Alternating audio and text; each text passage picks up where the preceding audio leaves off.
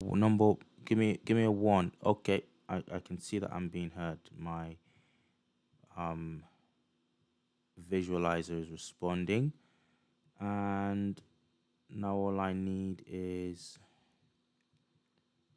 I just need my desktop audio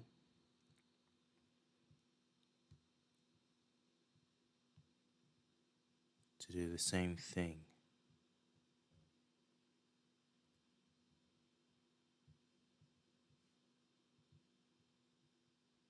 Okay.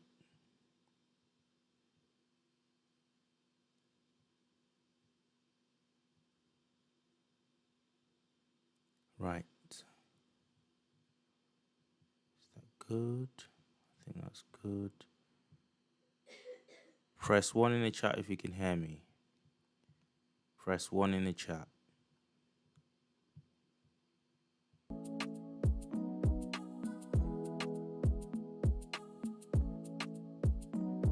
Hi, Michael. Michael Ash. Hi, Science and Aspiration. One, thank you very much, Jed Kane. It's good to be here. Good to know I'm being heard. Thank you. That was a bit frustrating. Just hiccups whilst I get used to this format. Thank you, Keena. I see you, Keena. Thank you very much. Thank you, everybody. Right, this is brilliant. Okay, I don't want to do that right now. Thank you, B. B says one. Great.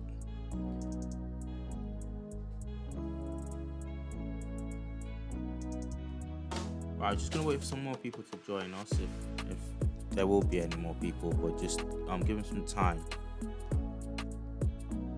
once I gather myself. Right. Get to the nitty gritty.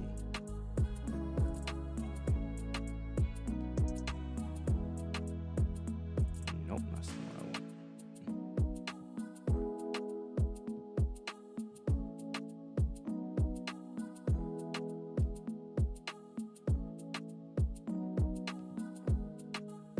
Thank you. That's more like what I want. Thank you very much. Right.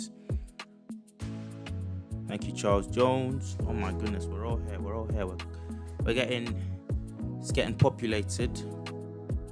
All good. I'm gonna play something on screen.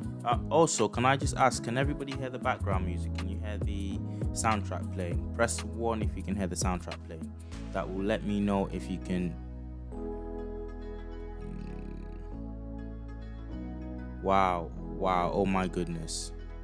Thank you so much. I'm looking right now, I think, at a super chat from Black Rampage 2.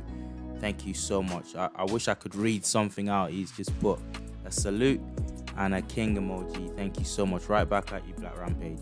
Wow, that's setting the bar high already this evening.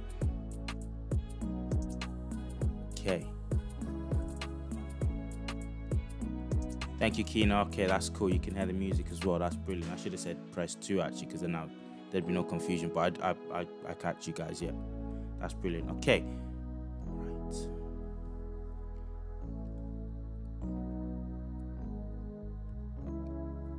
Let's log into this.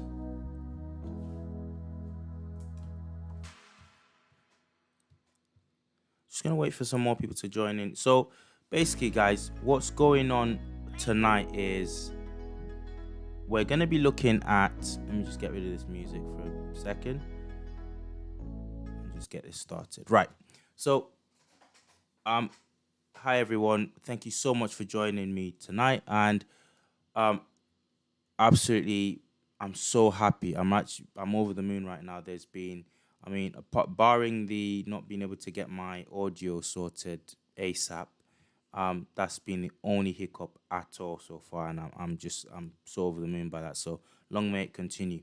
Tonight is based on one piece of work by an absolute genius. I absolutely stumbled on this. It's an article, and I mentioned this in the live stream that I did last, and that being, if anybody is in the chat and they remember what the live stream was about, it's I don't want to actually mention his name because I don't think there's any need to.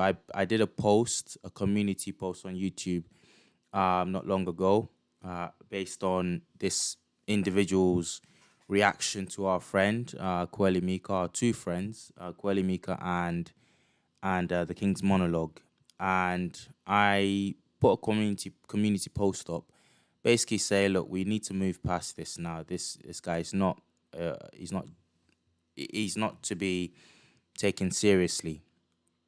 And right around that time, I stumbled on an article from the 80s. Now, this article is dynamite because it encapsulates a frustration of mine and a lot of other people in this community.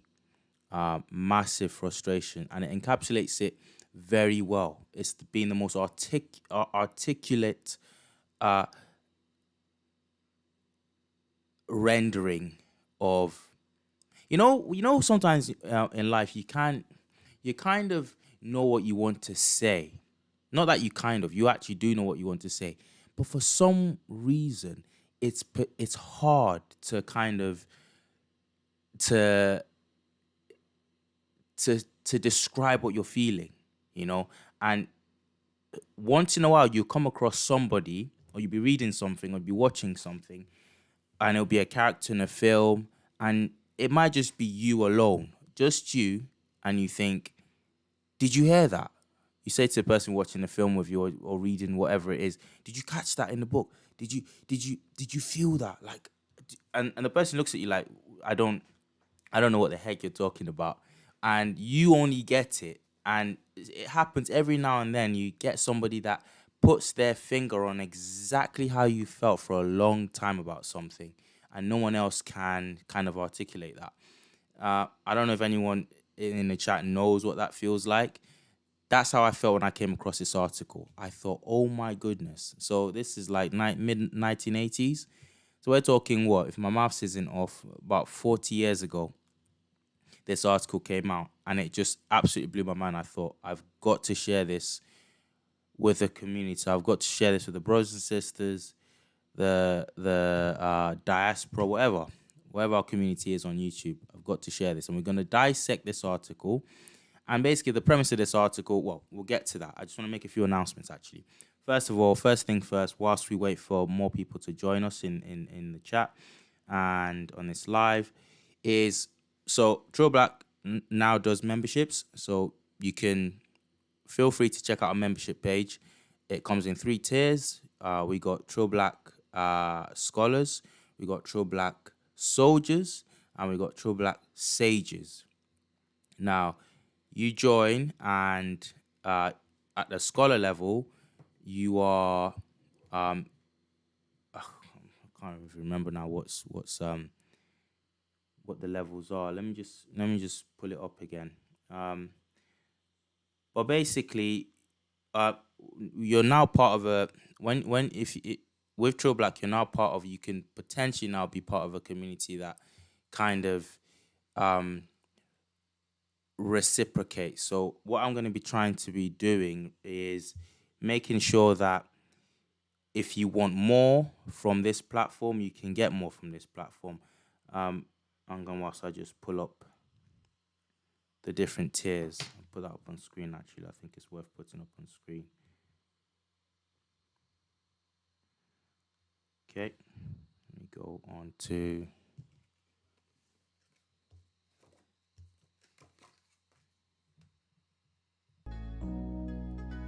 hi, Larry Bailey. I'm going to try and speak a little louder. Tell me, right, to Larry Bailey, let me know. Can you hear me a bit better right now? Let me just stop that music. And can you hear me a bit better now, Mr. Bailey? Let me know if you can hear me better. If you can hear me much louder than previously, or much clearer than previously, let me know by pressing 2, please. Press 2. Okay.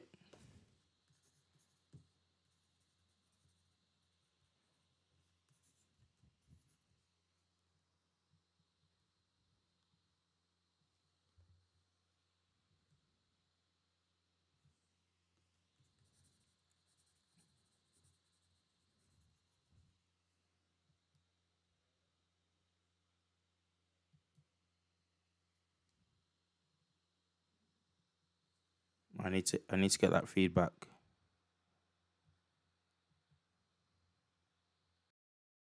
Cool.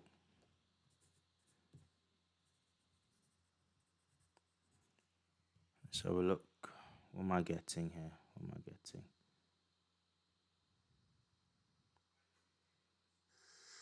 Shut up. Okay. Right. I'm guessing you all can hear me properly. I'm guessing you can hear me properly. Can any of our mods let me know? Moderators, if you can hear me properly, please press 2. Hi, RJ McKenzie. I like when people call me brother. Makes me feel part of something. Hello, my brother. Okay, right. I'm just gonna try and speak directly into the microphone. All right, let me pull up the screen for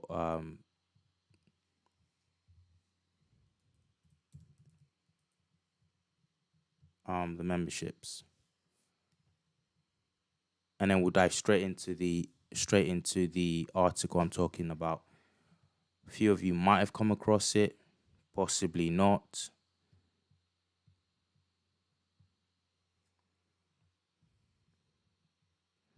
So it'll take time to load. All right, that's what my streaming platform does. It tends to make the internet go really, really, really slow. So I'll tell you what I'll do. I'll just let you know what perks you can get. As a scholar, I will be mentioning you in as a producer in the videos going forward. That's a way in which you can support this work. It's very, very challenging to do it purely pro bono, So I would really, really appreciate it if you dig my stuff, you dig the videos, you like the lives. Hop up on the membership page, see what's on offer. It's just $2.99. That's UK money. I'm talking about there. $2.99 and upwards. See what's on offer. See what you like out there. As a soldier, you can be a moderator. That's if you ask. If you're a soldier and you say, look, I'd like to be a moderator, clean up some of the trolls up in here, you get that wrench. Except we don't call it a wrench on my lives. We call it you become part of the Meje. Okay, you become part of the True Black Meje. And the last tier, I think for £8.99 a month. This is all monthly. So for the price of about a good cup of tea or coffee at Starbucks or anywhere, you can be part of the Sage Connect. You can be a Sage member. That's the last tier. And just check out the membership page, check out the different options on there. And it's just a cool way to support the channel. I give something back. I'll be doing some special lives that only my soldiers and my sages can tune into. So again, check that out. I would really, really love to have people become members of the, True Black community. Right, let's quickly get into this stuff. We'll read an article by a fellow called Frank Martin. Frank Martin wrote an article not long ago, 40 years ago, but in the grand scheme of things, not long ago. And I'm going to put this article on screen right now. I'm just going to read through it this evening, and I'm going to share with you some of the things that came to my mind as I was reading this. The question for tonight, I've titled this video, Fragility, why whites and Arabs need ancient Egypt. And you could see the thumbnail, and on the thumbnail you'll see white psychosis ? See the white dude with his head in his arms, in his hands, and he's completely lost it. Now that's kind of clickbait, but then again it's not as well. I've come to the same conclusion as Frank Martin from the University of Wisconsin, formerly of the University of Wisconsin-Milwaukee, that it looks like the ancient Egypt debate is a psychosis as far as it comes to Caucasian consumers of the debate, or of what we call Egyptology. And I'm going to prove that to you tonight. Now, Frank Martin was a professor of economics at Wisconsin in the 80s, and he moved on to other things later on. but he kind of veered of course of his main field in writing this article years ago, and he veered of course just to it was he calls it the Egyptian ethnicity controversy and the sociology of knowledge. Now, if I go right into what am I doing here? I'm going to share my screen with you guys. I'm going to start reading. Okay, there we go. I don't want that. We want that. Can you all see the screen there? Can you see the screen?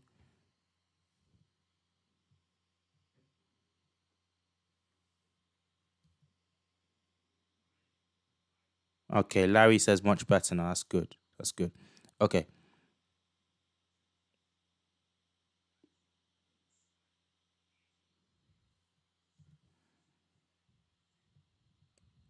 Okay, we're going to go straight into it. The Egyptian ethnicity controversy and the sociology of knowledge.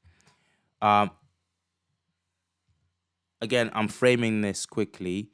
We had a massive debate on YouTube recently, and we all kind of know the individuals involved. Now, if you follow that debate, it was between a certain individual who owns a channel who, that does well, talks about different history, matters to do with history, and he not long ago poked his head into the whole where Egyptians black or were they white or were they Middle Eastern, whatever, and that got a lot of it got the brother Kweli Bika to do a response video in which he absolutely, I would say, put him right. This guy couldn't obviously just take the beating and say, you know what, I was wrong and you've made some good points and it looks like it was a black civilization. So he made a video and then the rest is history, no pun intended, as they say. Now, in that framework, I want you to take what I'm about to read to you. Okay, a lot of us got frustrated with this guy, said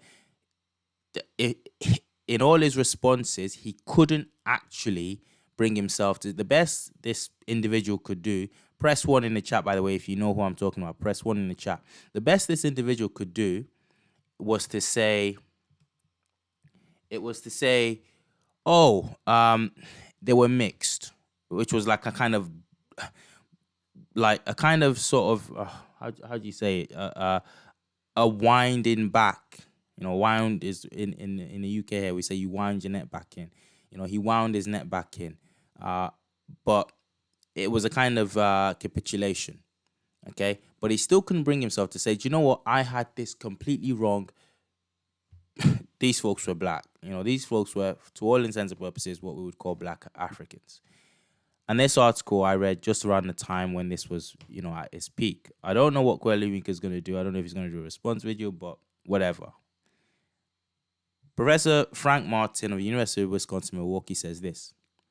This article results from the author's attempt to understand the how and why of the many distortions and the gross sophistry connected with Western research on African history and culture. So my brother goes in straight. He goes in really hard from the beginning. Professor Frank Martin, I think I'll chance it later on this evening and I'll show you what the gentleman looks like. And I think he's retired now. And I was just able to find a LinkedIn profile of him, and he looks like the real deal. But he goes in straight away here. This article results from the author's attempts to understand the how and the why of the many distortions and the gross sophistry connected with Western research on African history and culture. Sophistry. Now, that word is, for me, it completely encapsulates what we're talking about here. If you look it up, sophistry, it's kind of like affected knowledge, affected wisdom. You're claiming to be an expert at something. Meanwhile, I'm just going to do it now. I'm going to actually quickly Google the definition off screen. You can't see what I'm doing, but I'll type it into the dictionary. The use of Google Dictionary says the use of clever but false arguments. That's important. Clever but false arguments, especially with the intention of deceiving. Especially with the intention of deceiving. Um, the example it gives is trying to argue that I had benefited in any way from the disaster was pure sophistry. That you could come up with better, much better examples than that, Google. But that's what surrounds the Egyptology debate, the race debate surrounding Egyptology is complete sophistry. It's You'll hear a lot of Western academia use arguments that kind of sound good. It sounds on the face of it like it knows what it's talking about, as per the individual I was talking to you about. A lot of highfalutin English, a lot of very like sophisticated sounding words, but really that they mean nothing. And that's sophistry. And Professor Frank Martin goes straight into it. He calls it what it is: gross sophistry. Upon becoming aware of the pervasiveness of the distortions, one begins to wonder whether or not Westerners are collectively insane.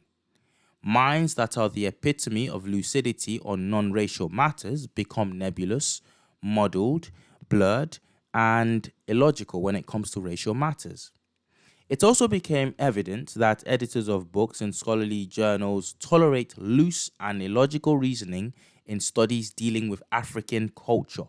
So, loose and illogical reasoning in studies dealing with African culture. I like how he also says it. It's a bit of a you know, when you insult someone, but you kind of you kind of couch it quite nicely. He says minds that are the epitome of lucidity on non-racial matters. That's up for debate itself, but okay. All of a sudden become nebulous, muddled, blurred, and illogical when it comes to racial matters. And that's exactly the case when it comes to this matter of where they black, where they not black, whatever. Okay, so we're gonna carry on.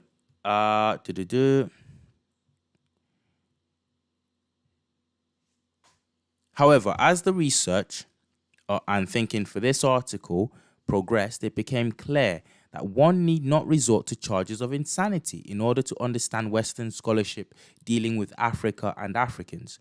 In fact, to the contrary, because the distortions serve to help keep Western sanity intact. So Professor Frank Martin is saying here, look, we don't even need to call any names and say people are insane. We don't need to be doing that. Actually, again, this is another veiled insult. It's the opposite. It's actually the opposite. The opposite is working out here. White folk or Western society needs ancient Egypt to need their approach to ancient Egypt in order to stay sane. It helps to keep, which really means that they are insane. But okay, we'll go with that. But he's saying that it's a mark of the insanity of Western society that it cannot accept some basic truths about African history. Okay.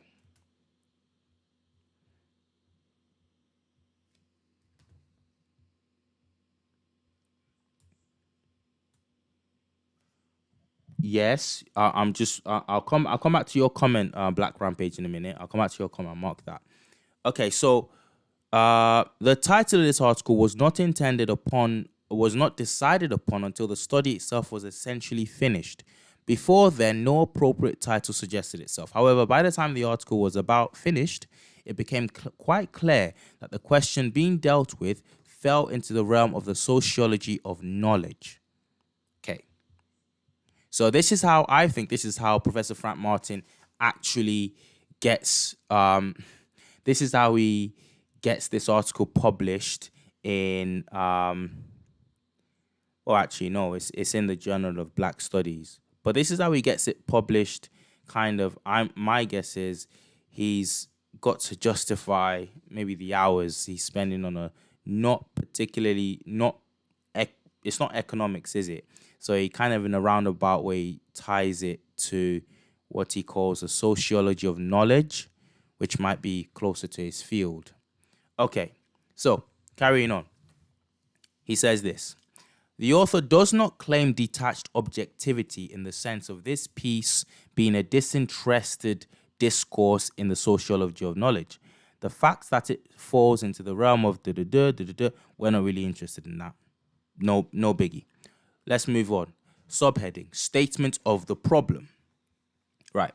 Since the deciphering of Egyptian hieroglyphics by Champollion the Younger more than 150 years ago, the question as to the ethnic origin of the ancient Egyptians has been a touchy one, and the handling of this question has been characterized by the most unscientific methodology imaginable.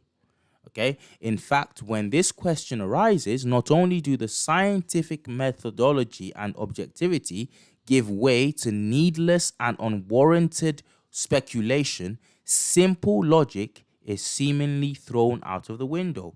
So when this question of the Egyptians comes up, Professor Frank Martin is saying basic, straightforward principles of reasoning just goes right out of the window. It just goes completely. We have people out here. We have, from the beginning, from the onset of this debate, we've had people say ridiculous things like being black skin and woolly hair is not. I think it was Flinders Petrie, one of the fathers of Egyptology. Not Flinders Petrie. Champollion Figeac, who was Champollion the Younger's elder brother.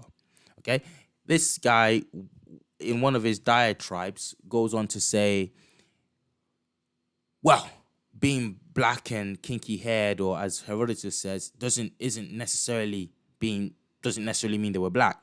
And in the same book that he's writing, in the same discourse, he goes on to say, well, of course, black skin and kinky hair defines the African. In the same speech or whatever it was that he was writing, he says those two things.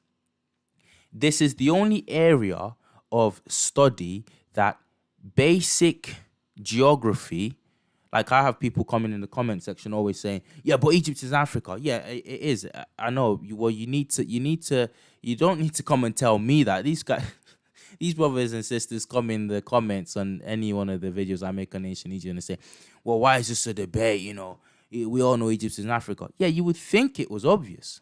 And you would also think it was obvious that, the Sahara wasn't always a massive, inhospitable place. And even though it was, I mean, like Africans were not waiting for hundreds and hundreds of years for you to come before they thought to themselves, I wonder what's on the other side of the Sahara, like we found a way, like it was only you guys who came and started writing back home about, we've crossed this place and we're the first to cross this. Nobody else does that, apart from Europeans. Europeans love to write home about things that other people have done for centuries and thought so basic that they didn't bother writing about it. They just got on with the daily trudge of, farming, building, whatever it was that they did. But Europeans love to write home about things that people have been doing for thousands of years as if nobody has ever thought to do them before or nobody ever did them before. Wow. I'm just looking at a super chat. Thank you so much. I need to get to these as quickly as I can. Ian Chaldean, he just dropped us a $20 super chat. No comment whatever. Just thank you.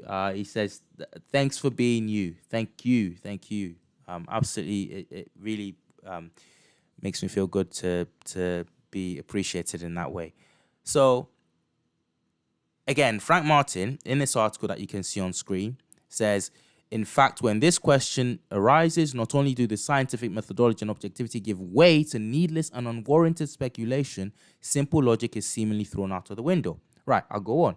Egyptologists, archaeologists, anthropologists, classicists, and scholars from other disciplines who have touched on the question almost invariably have asserted that pharaonic Egyptians were whites. That's important. Now, this was written in 1984. I suspect back then people were still... I think what's happened in 40 years is that what people say now, what the deniers of, as for want of a better word, I don't this isn't the Spanish Inquisition, right? But I will use the word deniers for now. What they like to do is to say now in the modern age, well, okay, fine, they weren't white. Nobody's saying they were white anymore. They look like the people that you have there now. But to all intents and purposes, the people that you have there now are white. To all intents and purposes, in the sense that nobody really, I mean, I'll give you an example of what I mean by that, okay? So that people don't play games with this, right? You've got people coming out and rioting. Like literally, there were like protests about this. Okay, maybe not riots, protests about people's black folks, Hollywood's stealing history because they put a mix, not even a fully black woman. So nobody's half of anything, but you know what I mean by when I use that term. Not like she was a mixed race woman, a woman of mixed descent. Part of her was white, part of her was black. Okay, all of her was black and all of her was white. Okay, right. You guys get what I mean. You've got a mixed race woman playing Cleopatra, and you had the world melt down. Now, the only reason that the years and years of Hollywood portraying Egyptians with white actors, the only reason you didn't have protests over that is because we all know that that's not massively different. You can fool us with I don't know what's his name, the guy who in 300. I don't know if anyone in the chat wants to help me with that. The guy in 300, Gerard Butler. You can fool us with a Gerard Butler. He's kind of rugged. He's kind of what's the word, roddy-ish. You know, so on any other given day, in fact, look at the guy I used in my channel on my video about the Colchians, very famous Egyptian actor. Go and see June. Go and see June. June Part 1, June 2. I think Javier Bardem is in it. He plays one of the Sand people, and you know the I don't forget what they're called now. You know, he plays, and a lot of these people. It's interesting because when we're watching that film, I actually saw a few. Like it's set in a world that's like ours. It's a desert. It's basically North Africa. You know, the planet is North Africa. You got a planet, a whole planet that's basically North Africa. But what I was glad to see, in June 2 was you had a fairly good mix to the point where in some scenes there were more blacks on screen portraying there wasn't the Harkonnens. It wasn't the Harkonnens. Who lives on the Dune planet? Who actually lives on the Dune planet? If anyone knows, please let me know. Portraying these people, blacks were involved in that, and that was actually quite cool to see. But we have like Mada Abdelhamid. Who's that? Ian Cardine says Maida Abdelhamid. Who's made up? But you've got people, yes, in any case, thank you, because you've put me on course. You've got people playing June who look Middle Eastern, but also could be Italian. You know, they're white folk. So what people do now is they say, well, okay, fine, we're not saying they were white anymore. They're Middle Eastern. But to all intents and purposes, that's still, a Middle Eastern Egyptian would still sit more comfortably at home watching a movie acted by Javier Bardem or Spanish-looking people, play the ancient Egyptians, okay, and be okay with it. Not busting a gut to get down to the embassy and protest. But the minute he sees not even a black person, a mixed person, which is more accurate. Okay, fine. Cleopatra in that case wasn't, from what we know, probably was white Greek, okay, but you see a mixed person playing and you lose your mind. So it's still the same thing. They don't say that. Now they're cleverer. Academia, Western academia, Egyptology, doesn't actually come out right and say they were whites. They like to say, oh yeah, they were Middle Eastern. But to all intents and purposes, when it is portrayed in pop culture, when these people are portrayed in pop culture, they're ruddy whites. They're slightly dark-skinned whites. Okay, I'm gonna prove that to you in another context tonight. But Frank Martin says, look, essentially in his day, 1984, essentially the question almost invariably have asserted that the pharaonic Egyptians were whites. That still stands today. That's still effectively what we have today. He goes on, at first, many even dogmatically asserted that Egyptians were of Asiatic origin. Okay. That untenable position seems to have been abandoned by most serious contemporary scholars, but these same scholars have been reluctant to acknowledge the fact of the African origin of Egyptians in the sense of their being racially as well as culturally and linguistically related to Africans to the south and west of Egypt. Thus, this bit's key. I'm just gonna highlight it. See if JSTOR, other scholarly article viewing apps are out there. But I'm using JSTOR right now to view this article. Okay. JSTOR says, Frank Martin says, thus leaving us, this whole thing about, oh, where the Egyptians, like this guy, this dude, I will finish the train of thought by the time one train of thought will be finished by the time this video is done. Sorry. I hate it when my wife does that, so I've got to be consistent and notice when I'm doing it too. This guy, whose name will not be mentioned, even when pinned down, I mean, most serious scholars admit, like, the Nakada culture, this very likely was a Black African culture. You will see. And he made a mistake in one of his videos. He claimed that Afroasiatic, I think he said, was from the originated outside of Africa. Then he wound it back and he said, well, actually, I poo-pooed the idea that it's actually an African thing. However, this is how he does damage control. He comes back and he says things like, actually, there's substantial view, it's a respectable view that actually Afroasiatic language group originated within Africa. So you can pick, Kweli Mika did a good job. No, bro. Last I checked, unless it's been updated, and I'm not going to do it now because, again, it might crash my stream.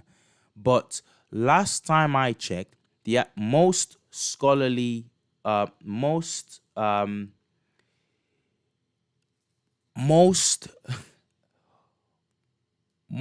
scholars, I think, fall on the side that Afroasiatic as a language originated within Africa, specifically the Horn of Africa. But this guy came back and he did his little he did his little sort of redress of the situation.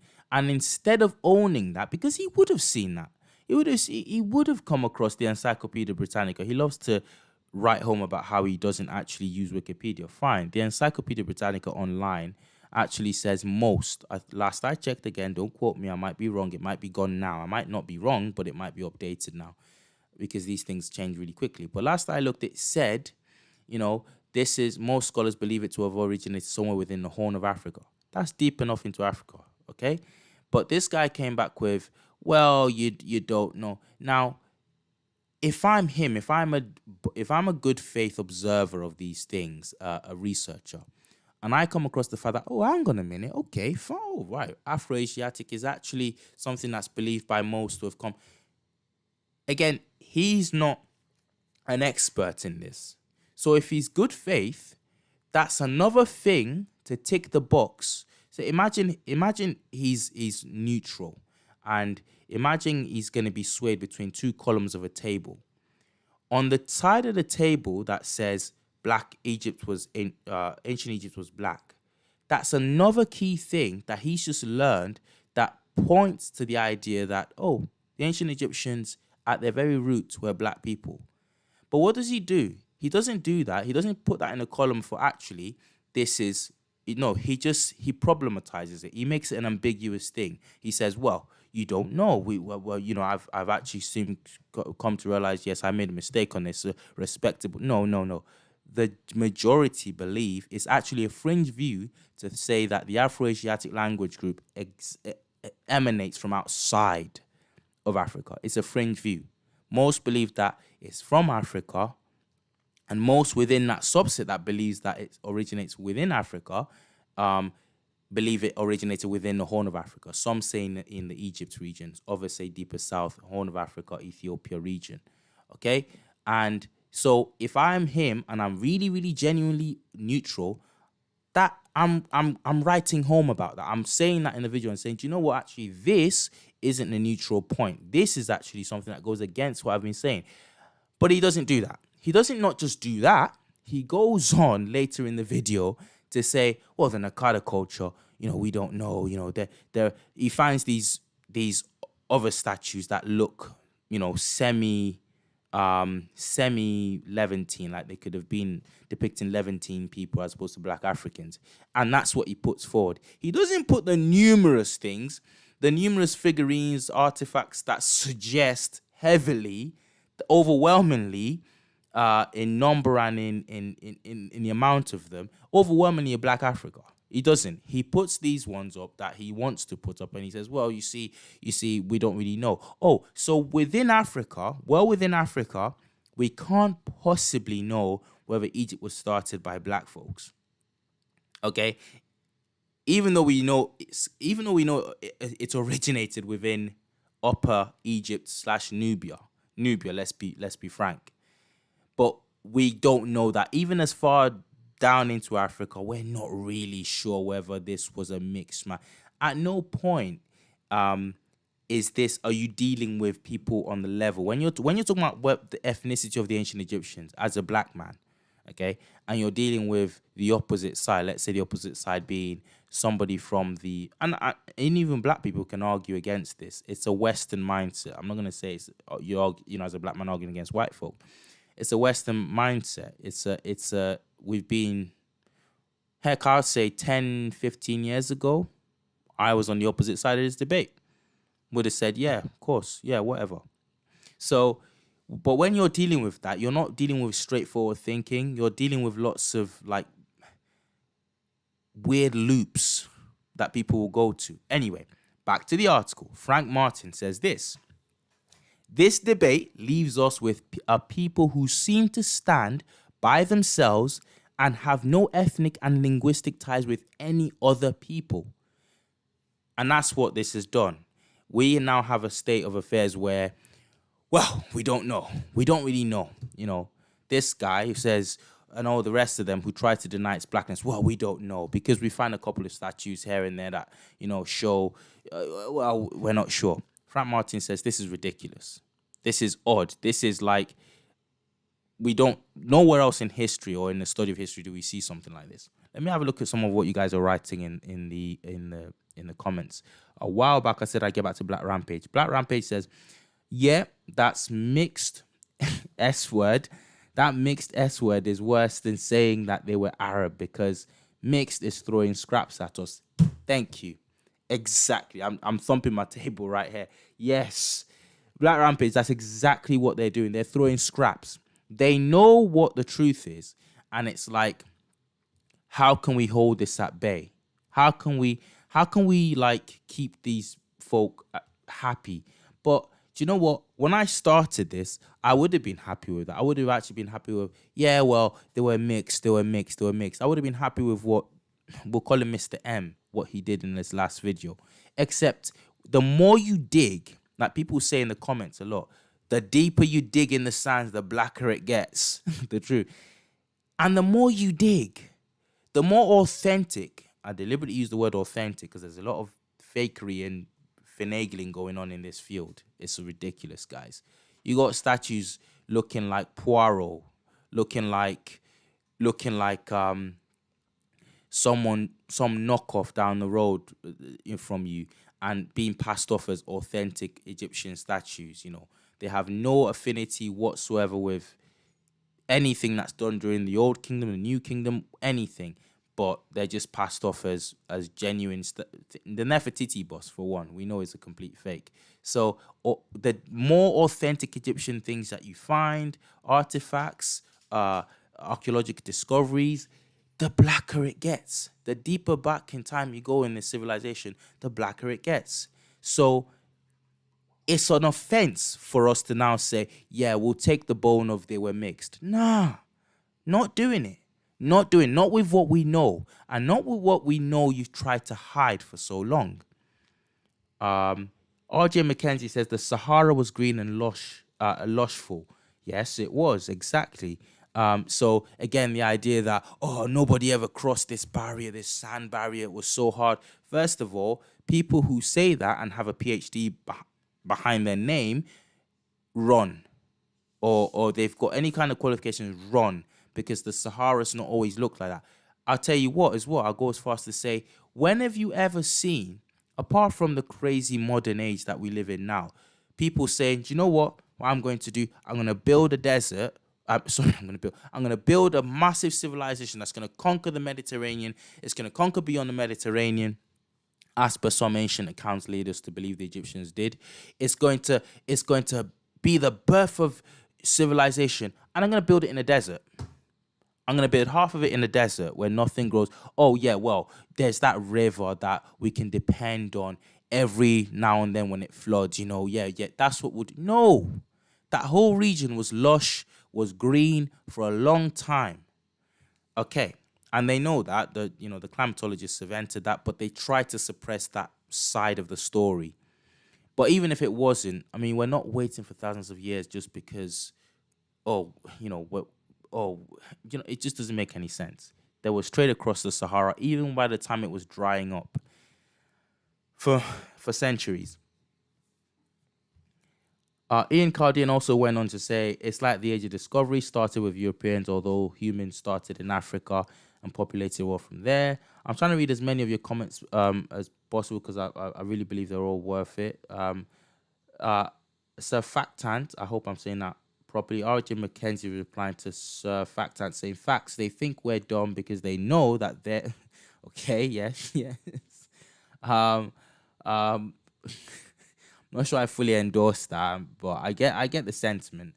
I honestly get the sentiment, but I can't endorse that. I don't even believe that.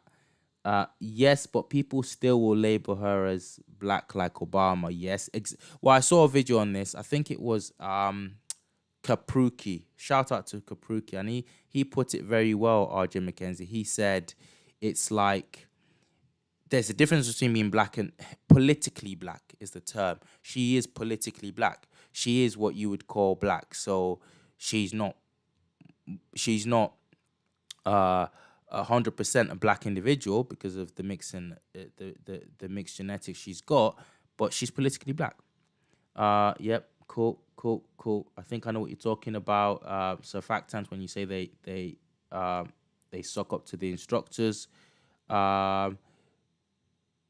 Okie dokie. Yes, forgeries like Rahotep and Nofret. So I'm talking to people who know who've been about the place. I'm talking to a fairly in sync audience, right? Okay, cool. The corollary to this assertion of white pharaonic Egyptians is the contention that black Africans on their own nowhere had created any civilization or societies worthy of note.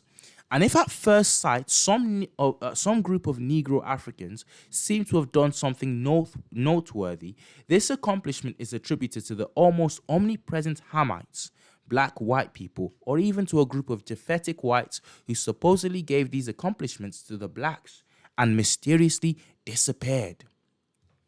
Brilliant. Okay, so if you're listening to me now and you can't kind of make head or tail of that statement, I have a massively tuned in audience, and I know you guys know exactly what's going on. But just to decipher for anybody who's couldn't really get what he's saying there, Frank Martin is saying what has been done to the history of the ancient Egyptians is to I was watching a King's Monologue video, one of his very, very, very earliest videos, and it's so early that in it he's actually thanking people for he's thanking his 200 odd subscribers at the time or something. So that's how early it was. And in that, he says, in the video, he actually says, he references the dynastic theory, the dynastic theory of ancient Egypt. And he says that, he explains that as being the period in Egyptology when, the dynastic race theory, I believe it's called, when they believed they couldn't actually get over the fact that this was a black population. This was a black African population. But the dynastic race theory purported to say, well, the civilizational elements, the civilizing elements of ancient Egypt, of Kemet, as we like to call it, came from this Caucasoid Japheth race. You know, going back to the story of Shem, Ham, and Japheth in the Bible, Japheth being the father of the white race. A Japheth race came from somewhere like beyond, like Caucasus Mountains or wherever, and civilized, and were the ones that ruled over the mainly black population. And we might laugh at this, but it was actually accepted. This was and again, when people say Egypt was mixed, okay, fine, look, we'll give these Afrocentrists a bone, we'll give them something, it was mixed. That's what they're still espousing. Because you can't say to me that after all these years of Hollywood owning the narrative of pop culture, when I say pop culture, I include pop science, popular archaeology, popular history, owning the narrative, okay? Follow this now. Follow this. You've owned the narrative for so long as to who the ancient Egyptians were, okay? And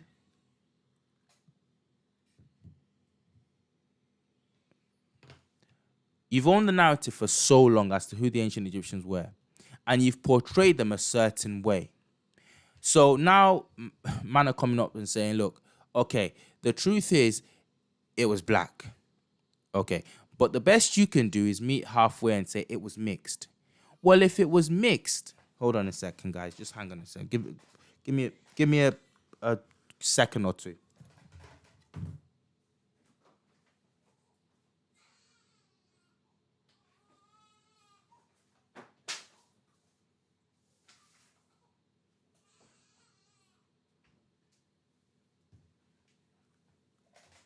Right. Pardon me, as we say over here in the land of, well, not my king. So you meet us halfway and you say, all right, well, it was mixed. Okay, if it was mixed, if it was so black that you're having to concede, in the very least, it was mixed. Where's the payola? Where is it in the movies? Where is it in the... No, don't give us Cleopatra, who we know was white. Okay? Don't give us that. Start doing the gods of... we want to see Gods of Egypt 2.0, where you got Samuel Jackson as the pharaoh, where you got Morgan Freeman somewhere in there, where you got Idris Elba. That's what we need. So, but don't say, oh, popular culture is now saying we're seeding it, but we're gonna act as if, oh, you lot are the people who have to now take a chill pill. No, but we've not had the reins. We've not had the reins of anything. We've not had the reins of popular history, popular culture, popular entertainment. So when you're telling us to chill, we're not the ones that need to chill with our rhetoric. You're the ones who needs to start actually, okay, even if you say they were mixed, we need to see some of this mixed. We need to see some of this mix in what you're portraying. Because so far, there ain't no mix. There's just a bunch of... Does what I'm saying come across? I mean, do people understand what I'm trying to say there? Okay, cool. We'll just move on. The dynastic race theory was, as I've explained it. But we've also got this idea that... How do I put it? No, I can't, probably lost my train of thought there. We'll just move on. Frank Martin says, this dogma has been perpetuated for more than 100 years and has been stamped into the minds of not only those in the West, but also into the minds of Africans themselves. First, through scholarly works and textbooks written by the propagators of this myth, and during this century, through the powerful media of cinema and television. The purpose of this essay, however, is not to prove that the ancient Egyptians were black Africans. The evidence of their blackness is so abundant, that after only a cursory investigation, anyone with a modicum of objectivity and intelligence is amazed that assertions to the contrary ever could have arisen. Moreover, this evidence has been ably presented by various scholars for more than 100 years now. So, Frank Martin, this isn't as far as he's concerned.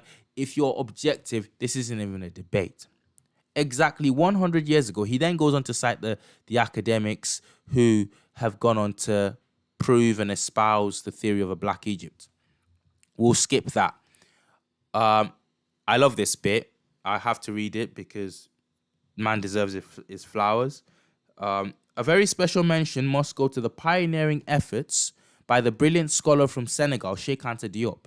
Besides having the technical preparation and an excellent liberal arts education, his being African puts him in the advantageous position of being able to grasp and understand readily certain aspects of ancient Egyptian society, which was African to the core. So this is a bit where Frank Martin gives a massive heads up, a massive thumbs up, kudos to the great Cheikh Anta Diop. Okay. I've had people come on the channel before. If you're watching this and you've even if you're in the chat, I don't care. I'm really annoyed when people come to the channel and say things like, "Can we move past Egypt?" Okay, the channel is Black History. Okay, whenever so often. Listen to what Frank Martin. Well, this is what Cheikh Anta Diop says in his book, "The African Origin of Civilization." If you've not read it, please read it. Whether you're listening to this and you're Black, you're white, whatever, please read that book with an open mind, especially if you're on the other side of this debate. Frank Martin quotes Diop as saying this in that book. Ancient Egypt was a Negro civilization. The history of Black Africa will remain suspended in the air and cannot be written correctly until historians dare to connect it with the history of Egypt. The African historian who evades the problem of Egypt is neither modest nor objective, nor unruffled. He is ignorant. Oh my goodness. The guy went there. Okay, Diop goes there, right? He says he is ignorant. So if you're out here saying, we'll call it what it is, the good Negro, you're the good Negro, Oh well. I believe. Well, it doesn't. The experts are most likely right. It was mixed. It was like the population that is there today, and I think people need to Black Africans need to move past Egypt, stash the rubbish, just put it to the side, and you're not unruffled. You are ignorant, is what you are. You're cowardly and you're neurotic. Quoting, not my words, I'm quoting now, people, please. Imagine, says Diop, if you can, the uncomfortable position of a Western historian who was to write the history of Europe without referring to Greco-Latin antiquity and try to pass that off as a scientific approach. I had to hit the table. I need a jingle. I need a jingle. I might even... Let me just go back to that. Imagine, says Diop, if you can, the uncomfortable position of a Western historian who has to write the history of Europe without referring to Greco-Latin antiquity and try, you also have these people, and look, if you understand what I'm about to explain to you, please, I want one, just bash that one button, bash it, please. I want to see if people get what I'm about to say here. Right, here it goes.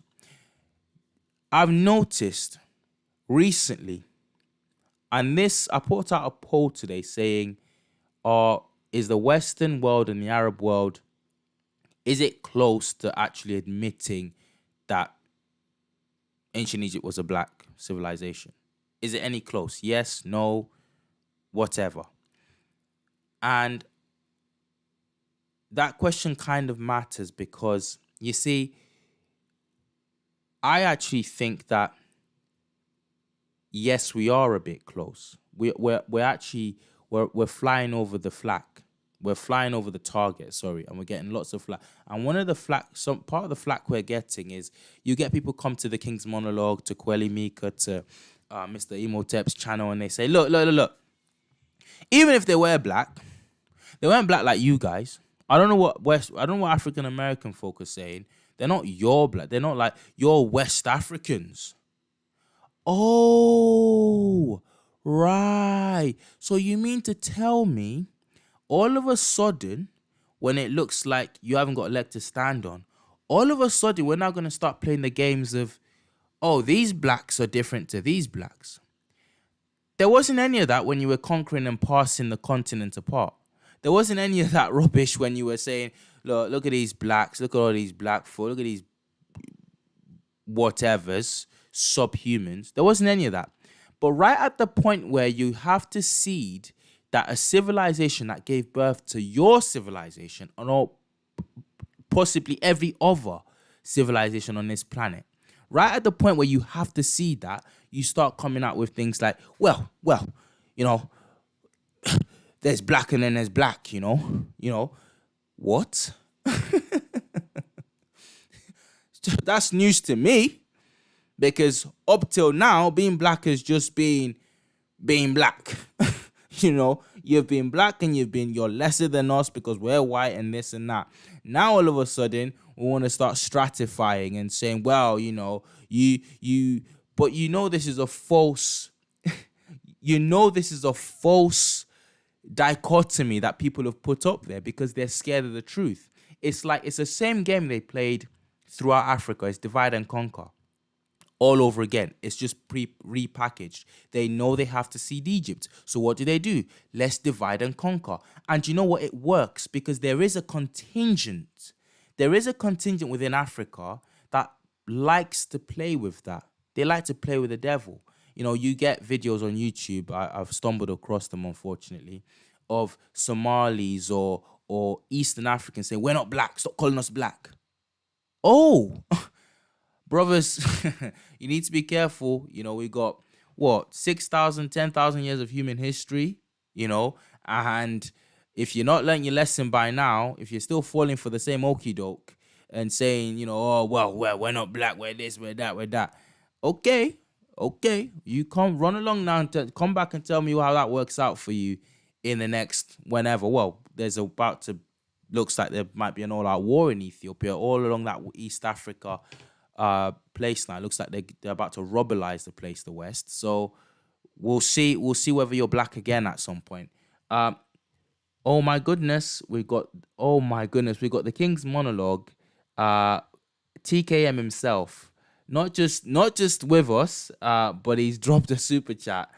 I love it. Thank you so much. Move past Egypt. It's just a cowardly way of saying only teach the stuff we're comfortable with. They've lost the Egypt argument. This is just desperation now. I'm quoting them. That's the king. That's the King's monologue. That's his words and not mine. Exactly. People see it. It's a way of you're getting uncomfortable and let's just move on. But we can't move on because we're not the ones that have been suppressing all this history. We're not the ones that have robbed a whole people of representation in the space of history, in the space of, you know what I mean? So now all of a sudden we've got to move on. You know they're hurting. So check Anta Diop. I love this quote. He says, you can't do European history without referring to the Greeks, the Romans. How can you refer to black history without referring to Egypt? Without going back to Egypt? You can't. The only way you can do it is to stick your hands in your ears, to cover your eyes and say, no, I don't see any of this. No, I don't see it. And that's what they do. That's what they do. They try to deny the blackness of Egypt so that they can pretend. Again, the King's monologue, the video I was watching earlier today, he was reacting to a woman who's, the thumbnail was saying, she said Nubians went black. And the woman herself did what she was claiming ancient Egyptology has done over the years. She herself was she said out one side of her mouth, she said, and I love the way the King's monologue, I love the way King caught that. He didn't let her go with that one. He said, right, so on the one hand, she just confessed that they slyly moved Egypt out of Africa by creating this discipline, Egyptology, okay? But in the next sentence, almost in the next sentence, this woman goes on to do the same thing and talks about Nubia like it was different. Like, oh, like the Nubia. No, they weren't. Yes, they fought wars, but so does England and France. So does the English and the Irish. Like, you can't get closer neighbors. But let the Irish tell you about what the English have done to them. Let the Irish tell you about what the English have done to them. Oh, so 1,000 years from now, we'll have some ridiculous archaeologist somewhere 2,000 years from now say, well, now you see, of course the Irish were of a completely different race to the English, and of course you can observe across this painting how we can't see half of what the side of the Irish people contingent looks like. Who does that? It will happen if well, actually, it won't happen. It won't happen in the context of European history. This only happens when it comes to Africans and blacks. Okay, back to the article. But Dr. Diop again still quotes, still being quoted by Frank Martin. The ancient Egyptians were Negroes. The moral fruit of their civilization is to be counted among the assets of the black world. Instead of presenting itself to history as an insolvent debtor, the black world is the very initiation of the Western civilization flaunted before our eyes today. We ain't debtors. We're not coming cap in hand. We're not saying, oh, please write us into the... No. This is our history.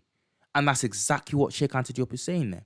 We can't move past this because this is where it began. If you are saying this is where the world civilization began, okay, don't you dare write us out of it, because we are that civilization. We were that civilization, Okay, I carry on. I'll just have a look at some of your comments quickly. I see someone mentioning my name. I've been summoned. Someone put, shout out to Trill Black, one of my favorite. Okay, thank you so much. My favorite YouTube channels. Thank you for all your hard work. Thank you for watching. Thank you so much, Eastside. What would the KKK say? Get a yes, yeah. You would say okay, Super Hot Joe. Super Hot Joe says the Met Museum just admitted the African origin of Egypt. The Met, did they? Can you send me maybe when put a link in the chat. I've set this so that people can still have a look at the chat once this is finished recording. So yeah, put a link in the chat or put a link to that in the comment section of the video when it's gone out as a recording. Please. I'd really like to see that, because that's progress. Musicologist says you beat me too. I think he's talking to Zayhoven. What does Zayhoven say? Zayhoven said, again, the BS3 mummies from the foreign part of the country who were not ancient Egyptians because it's a study. Yep, definitely. We know about that. Okay, Frank Martin. Instead of trying to prove that ancient Egyptians were blacks, this essay will try to show that it is impossible. Now, this is where my thumbnail came in. This is where I put white psychosis in the thumbnail. This is why I said the title is Fragility, Why Whites and Arabs Need Ancient Egypt. This is the point of this live. Pay attention, please. Instead of trying to prove that ancient Egyptians were blacks, this essay will try to show that it is impossible to use factual evidence to prove to most Westerners, black or white. So it's including some of us in there as well. Like when I say us, I mean the black diaspora. I appreciate my white brothers and sisters who are listening to this as well. Shout out to you. But Frank Martin says this includes black folk too. It is impossible to use factual evidence to prove to most Westerners, black or white, who have been inculcated with a conventional wisdom that equates Negro with inferiority and ugliness, that ancient Egyptians were blacks. It's impossible to convince somebody, especially somebody from the Western world, whether black or white, that ancient Egypt was black, because of this ingrained, well-worked-in bias that we've all been trained with in our education system, in our society at large. Yeah. So that's what Frank Martin's saying. That's what this essay is going to try and prove. That is to say, I'm carrying on reading here, That is to say, once a conception, especially one that seems to justify immoral acts committed by the creators of the conception, becomes deeply embedded in the minds of people, facts that contradict that conception are not allowed to alter the conception, but instead are distorted, misinterpreted, or simply ignored or rejected without any justification. So once you've embedded in a society the idea that, just any idea, and you've ingrained it in the society, people read it, the textbooks show it, the authorities spout it. It doesn't even matter when you're showing people evidence to the contrary. It won't work. People will not believe you. They will believe what they've been told. So Frank Martin is saying, it is a psychosis in a way. Facts can't. Someone who's insane or mentally, challenged, is not. You don't sit down and kind of reason with the person. You kind of don't. You see it for what it is, and you let them slide by. You do your own thing. You don't sit and debate with, you don't sit and debate the law of thermodynamics with, an insane hobo. You just don't. You kind of walk on, maybe drop him a dime or something. I don't know. Pray for him. It would seem that Westerners and North American Caucasians in particular still feel compelled to justify enslaving the African by holding on to this myth of black inferiority. If blacks are in fact mentally inferior to whites, then the moral reprehensiveness of European enslavement of Africans is attenuated because since bringing the African to the New World and de facto enslaving him in his own country brought certain benefits to him. Benefits that arose from the working of the superior Caucasian mind, but that could not have arisen from the workings of the inferior African mind. If you want proof about this, what he's saying there, if you want proof that it's still embedded in white Western society that this sort of patriarchal, or we'll look after the blacks or the brown folks of the world, and we were meant to help them up or whatever. If you want proof of this, I'll give you a personal story from experience, and it's not. I'm not throwing shade on. I think I've been quite open about this on the channel, and I'm just gonna come back to it again. I was not throwing shade on my belief system. I'm a Christian. I make no bones about that. And I go on about it enough that you could probably call me by that token an evangelical Christian, right? But even within Christian circles, you have this mindset that it's like almost manifest destiny type thing. So I remember sitting in the pews once, and a long time ago in a church somewhere, and the man speaking was talking about missions to Africa and India, and he said he kind of lamented how, he said, it's just sad, it's just wrong and sad that these countries are they're throwing off the English language now. They don't want anything to do with it. They're calling back for their languages to be spoken exclusively in the classrooms and whatnot, and that's made it even more difficult to preach the word of God. But it escaped this, nice in every other way. It escaped this gentleman's reasoning to think, well, hang on a minute.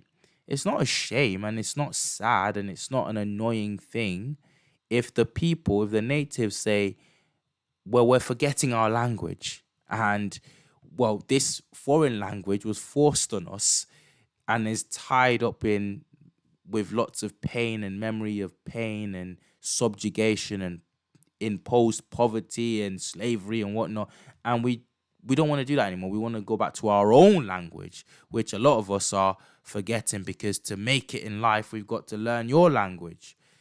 So we're going to do a policy of going back. It has completely escaped this guy to think like that. It just, for him, it was a given that English is the language of God and the language of the world, and it's such a shame when countries throw off English. Well, how about you learn their language? How about you have the inconvenience of learning other brown and black people's languages where they are, and just talking to them in that language, you know, and working with their scripts in that language, and you learn in that language and preaching to them in their language. No, complete. So that's what I'm saying. That wouldn't have actually crossed that fella's mind. Not because he's evil, not because he's a KKK member, not because, but he where does he start? Where does he start to pull himself out of the mindset of hundreds of years of course we're superior to the world. We God's given us all this wealth and technology and this ascendancy in our empire, rule Britannia, or because and so everybody should learn our language, and it completely gone. So Frank Martin is saying that here essentially in this paragraph. He's saying that it would seem, again I read, that Westerners and North American Caucasians still feel compelled to justify enslaving the African by holding to this myth of black inferiority. It's in there somehow. It's still in there in the mindset of a lot of folk in the West, even the best. Okay, so to demonstrate the validity of the above contention, we will first refer to the often quoted testimony of Herodotus, called the father of history, and to how scholars from different fields have handled this explicit and unambiguous testimony to the blackness. Do you know what? Let's just skip to that. Let's just actually skip to what Frank Martin says about Herodotus' testimony and modern reaction to it. Let's go. Right. To demonstrate how facts, I quote now, to demonstrate how facts that do not fit into one's conceptual framework are ignored, misinterpreted, or distorted, let us consider how statements by Herodotus that bear on the race of Egyptians have been dealt with by their experts. Herodotus visited Egypt around 450 BC, about 3,000 years after Egypto-Nubian civilization had begun. In giving his opinion on the origin of the Colchians, a people who lived near the Black Sea in what is now southern Russia, Herodotus made the following observations. There can be no doubt that the Colchians are an Egyptian race. Before I heard mention of the fact from others, I had remarked it myself. After the thought had struck me, I made inquiries on the subject both in Colchis and in Egypt. So this guy went to Colchis and he was in Egypt as well. So he traveled quite a bit. And he said, I found that the Colchians had a more distinct recollection of the Egyptians than the Egyptians had of them.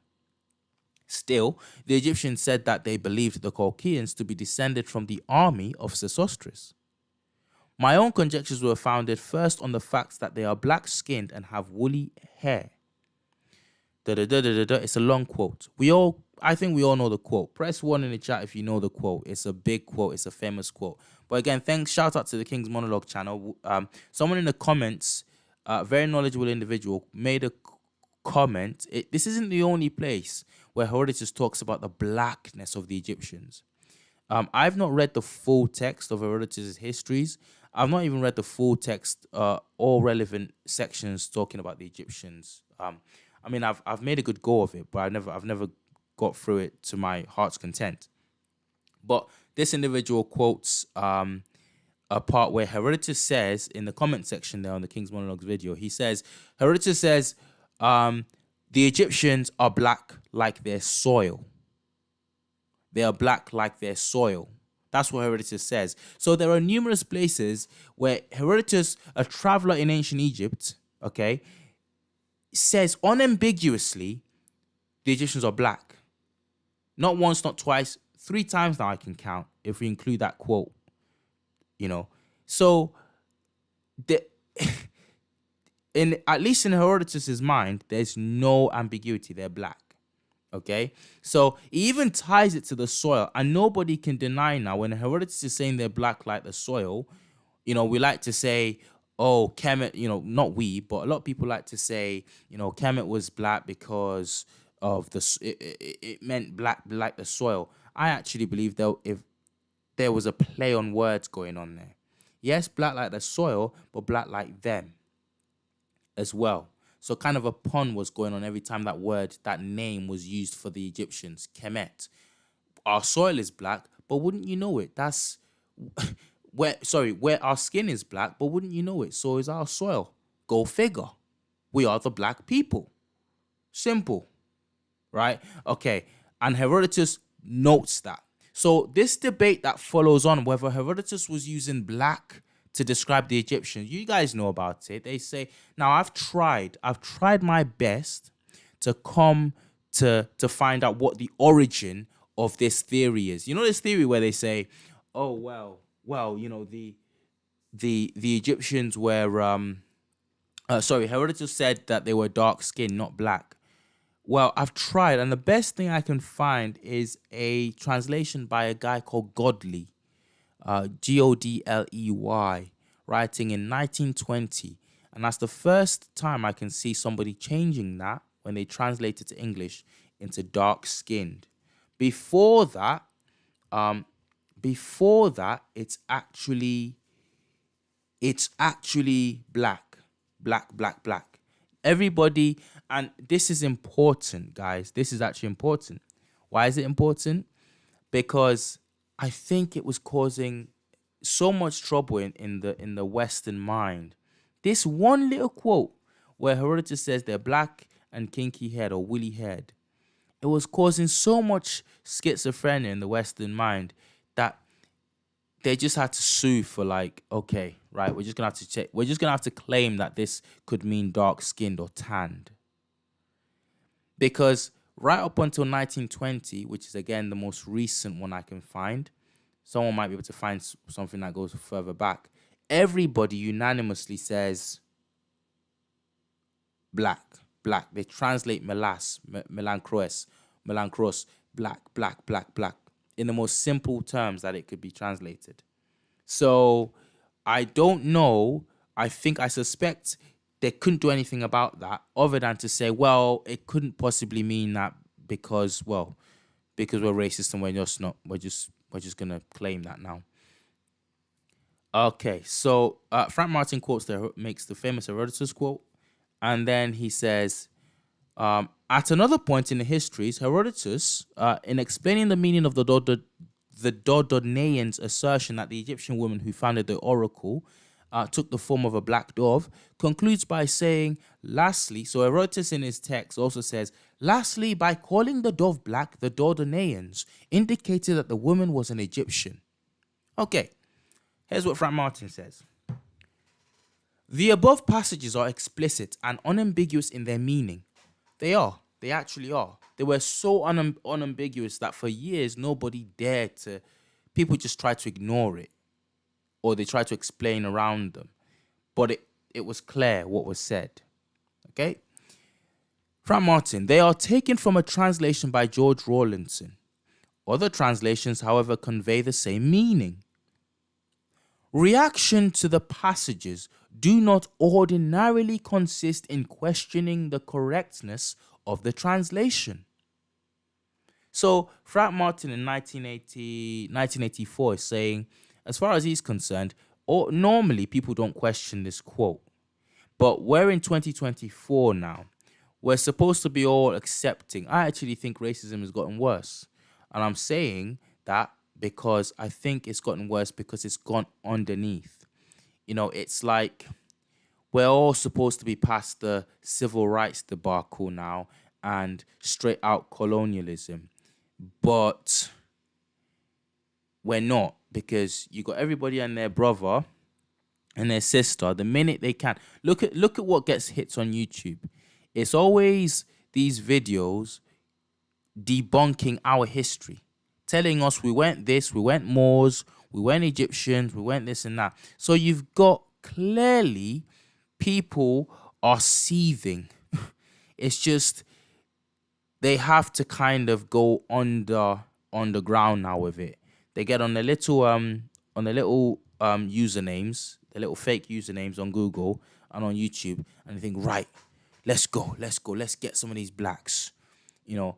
And whereas when you meet them, you know, you don't you don't really see that. You get the smile, you get the this and that, but who knows what goes on at 9 p.m. at night time with some of these, I don't know, Karen at work. Who knows who knows how many accounts she's got under the name, you know, um w- Caucasian savior. Do you know what I'm just, you know what I'm trying to say? It's like it's actually it's worse when racism go. I would much rather somebody say to my face, I think you're worth nothing. I think you should just get out of my country. I think you should all just be my slaves again. Just think of anything ridiculous. I'd much rather that because I know what I'm dealing with. I know what I'm dealing with. That way I can say, okay, right, that's what this guy thinks. Okay, I don't think much of what you think. I'll course correct. I know to watch to move to the other side of the road when I see you coming. I know what kind of energy you're carrying. But now it's all kind of under the parapet. It's all kind of you have to work out, what does that mean? Why would you do that? Why would you treat me like that in a room full of all these other people? You know, it, it's worse when it's like that. And in 2024, we're supposed to be all woke now, right? But it's more prevalent. This idea, this racist idea that Herodotus didn't know what he was saying when he said, and it is a racist idea. He didn't know what he meant when he used the word black, melancros, where we literally get the word melanin. You know, we like to talk about how we're the melanated people. This is literally where we get the word melanin. And now, something that wasn't questioned back in the heyday of racism.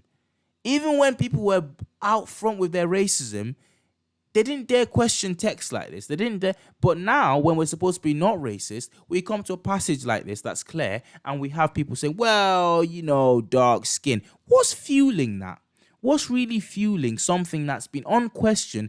Some of the scholars who translated this back in the 1800s, the early 1900s, much of the 1900s, most of them, they're not Johnny come latelys. These were people respected in classics. These were people who were literally like at the top of their game. You had Champollion, the Volney. You've got people who lived and breathed Greek, Latin. There's no new developments in Latin. Like it's not like science. It's not like, oh, we found a new atom or a new chemical substance. The translations are the same, are the same, are the same, are the same, are the same.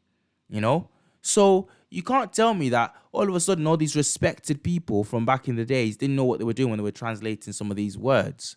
So, but all of a sudden in 2024, you go on these forums and they're telling you, well, no, it actually means dark skin. On what basis? On what basis? Okay. Frank Martin is saying, in his day at least, reaction to the passages, the Herodotus passages, do not ordinarily consist in questioning the correctness of the translation. Today, they do. Today, you can't even get past what Herodotus was saying.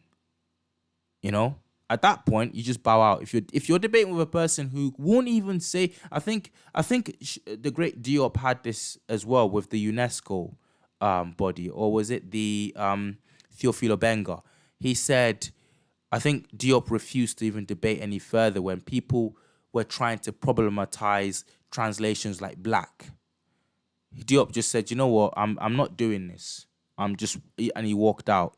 I can't remember exactly what meeting or conference that was. Okay, so Frank Martin says, from the very beginning, Egyptologists refused to accept this evidence.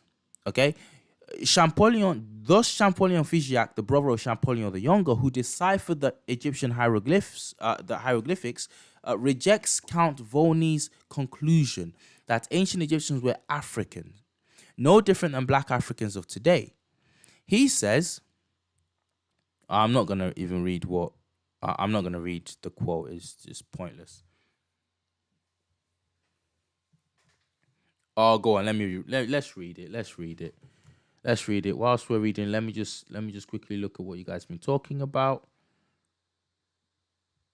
Super Hot Joe, very good point. Meanwhile, the population in Aswan, modern day Egypt, is still black. Can Yukon explain me that? What's Yukon saying? Who's Yukon? What's going on? I'll leave that. It's too much work to go back. Um,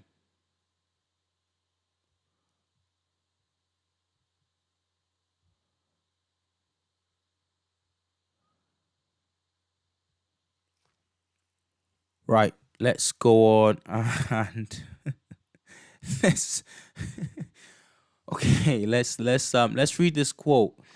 Figeac says this: the supporter's opinion Volney invokes that of Herodotus, who, apropos the Colchians, recalls that the Egyptians had black skin and woolly hair. Yet these two physical qualities do not suffice to characterize the Negro race. So Figeac says, these two physical qualities do not suffice to characterize the Negro race. It's not enough to be described as black and woolly hair. Figeac doesn't debate that Herodotus says they're black and woolly haired. He doesn't debate that. He just says, it's not enough. You got to have more than that for us to be sure that you're talking about blacks. Okay, cool. Right, Frank Martin says, this conclusion is difficult to understand. It would seem that Champollion Figeac's rejection of the evidence as indicative of the African origin of Egyptian civilization hinges on the definition of a Negro. This, however, turns out to not be the case, because Diop reports that in the same volume from which the above quotation comes, Champollion Figeac notes that, quote, frizzy woolly hair is the true characteristic of the Negro race. So I think Wally Mika touched on this in the video as well. I think that might have been the first time I heard of it before I read the book. It just completely contradicts himself. So, and this is the psychosis that we're talking about. When you're driven to like these lengths to deny the blatant obvious, you're going to contradict yourself constantly. And Egyptology is riddled with these kind of contradictions. Blakely, the editor of the volume for no, we don't want to read that. That's too long. Okay, we're not gonna do that. We're gonna keep going. And yeah, he did. Kevin Miller, yes, Champollion the Younger did actually believe they were black. Great comment. Yeah, so his Figeac was this like rabid racist who couldn't bring himself to admit the obvious, but his brother, who was actually the more intelligent of the two, he's the guy that actually deciphered the hieroglyphs, the hieroglyphic texts, and his brother was like, no, bro, I'm right here, I'm on the ground. They're black. No, big bro. You don't understand. No, look. I know what you're saying. They're black. Just breathe. They're black. There's nothing we can do about it. But Champollion with his nasty old self, I speak ill of the dead. We won't speak ill of the dead. Oh, go on then. Nasty old self. Nasty ass stinking is there sat in France or wherever he is saying, no, the Negro is not. It's just, it doesn't work. It doesn't work, bro. Okay, right. I like what Frank Martin says here. Okay. It is important, quote. I'll just hover over it so you guys can see. I'll highlight it.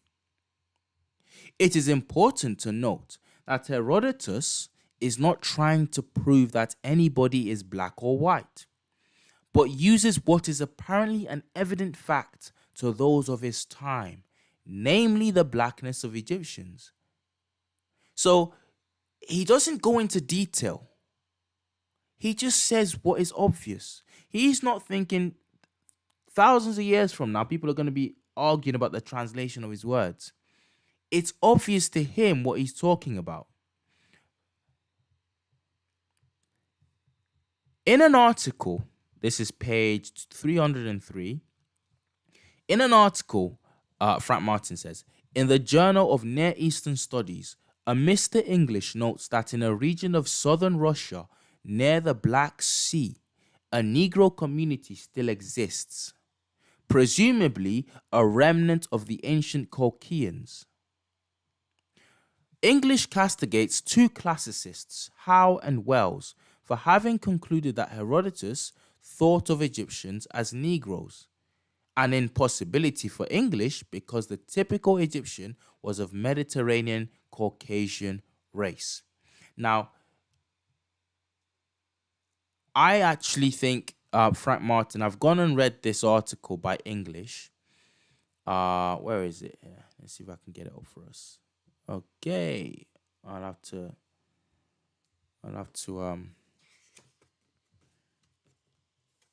bear with me, guys. I need to get this article up for us. Just to do a little bit of cross-referencing. Okay, let's do it. Let's do it.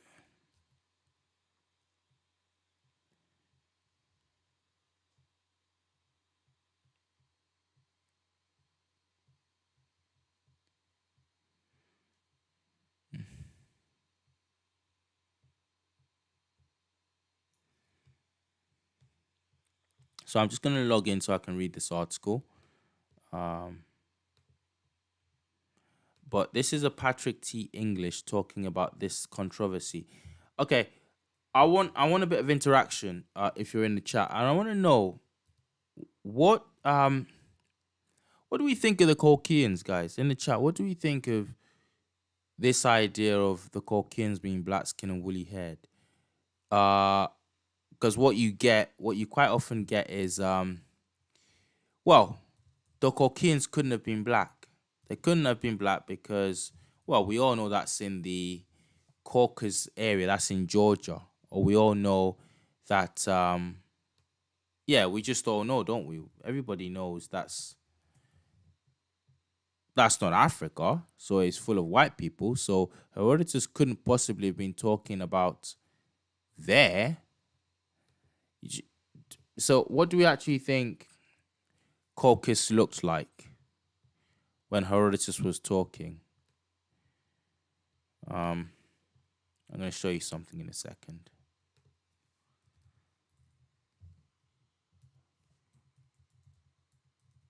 I did a video on this. I might play that, so there's no copyright infringement.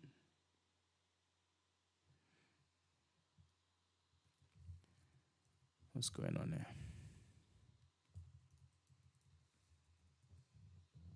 Sign me in, sign me in, sign me in.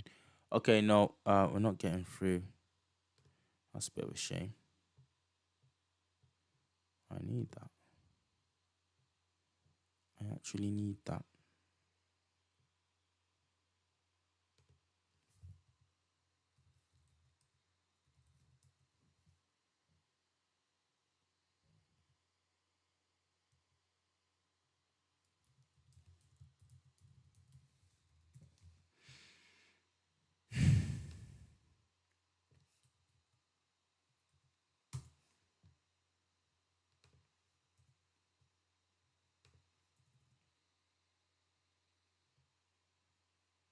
Okay, I'm gonna have to give up on that. That is a massive shame. Okay, I'll try that again somewhere else.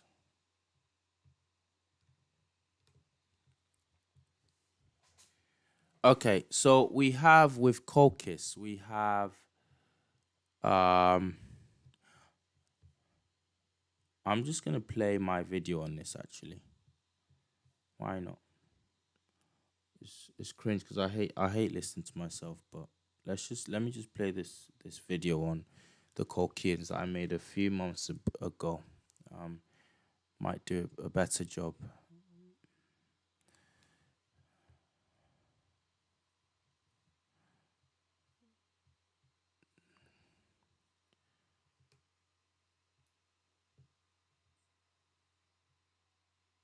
Okay, excuse me.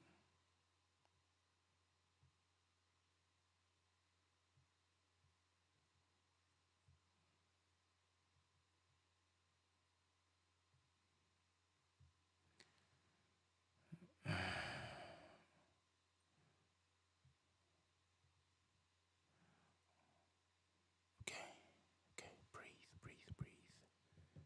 Breathe, come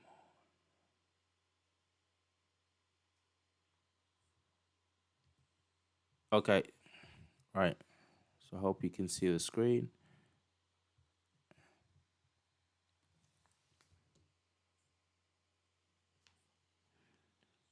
Thank you, RJ. Thank you.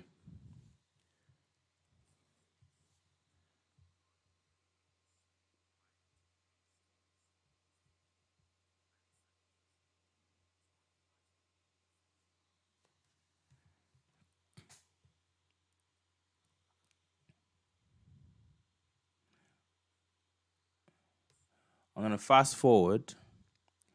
Um,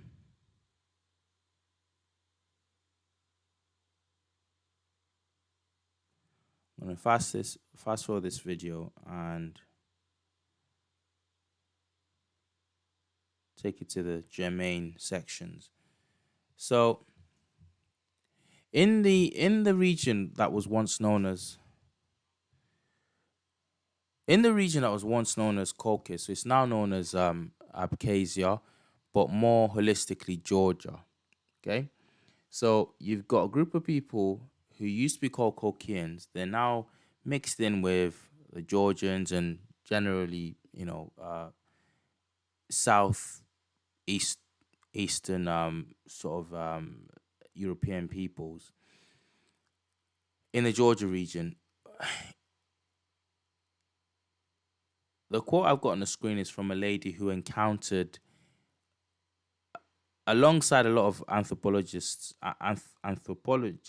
and uh, journalists at the time, in the early 20th century, blacks living exactly, a massive community of them living exactly in the region that Herodotus would have called Caucasus. And they can't explain the presence of these people. There's enough of them to make them go, what? You know? And theories about slavery don't wash because, as per this video that I made 7 months ago, it was cost ineffective to be transporting black slaves from Africa to that region of Europe, when actually that region of Europe is known for its was known at the time for its enslavement of whites. Fellow whites were enslaved massively. It's where we get the word Slavic from. Where we get the word slave is actually from the word Slav, which is a reference to Eastern European group of people, including Cossacks, Poles. These people were treated as slaves, and just Slav came to be the word, came to then mean slave in the English language for somebody who's, we know what a slave is. But they would have not, there's not, I think it was in a piece that if I've got time, I'll read later on. It describes that explanation of where these blacks in Abkhazia could have come from as, it's stupid because it's like importing coal to a coal mine, or like importing coal to a coal rich country. It's just stupid because they already had slavery, and they had slavery of whites in that region already. They didn't need to bring people from halfway across the world from Africa to come and then be slaves there. So it doesn't make any sense. And why just there? Why don't we see any settlements, any major settlements of these black slaves? See, this is the obsession with, this is the psychosis I'm talking about. You see black people anywhere that you think, that you deem they're not supposed to be, and it's slavery. It's slavery. So I'll just sum this up. You've got Herodotus saying that there are black people with woolly hair. You know what? We all know what blacks look like in Caucasus. I don't know how they got there, but they think they're from the Egyptians. And I think so too, because they look like the Egyptians. Thousands of years later,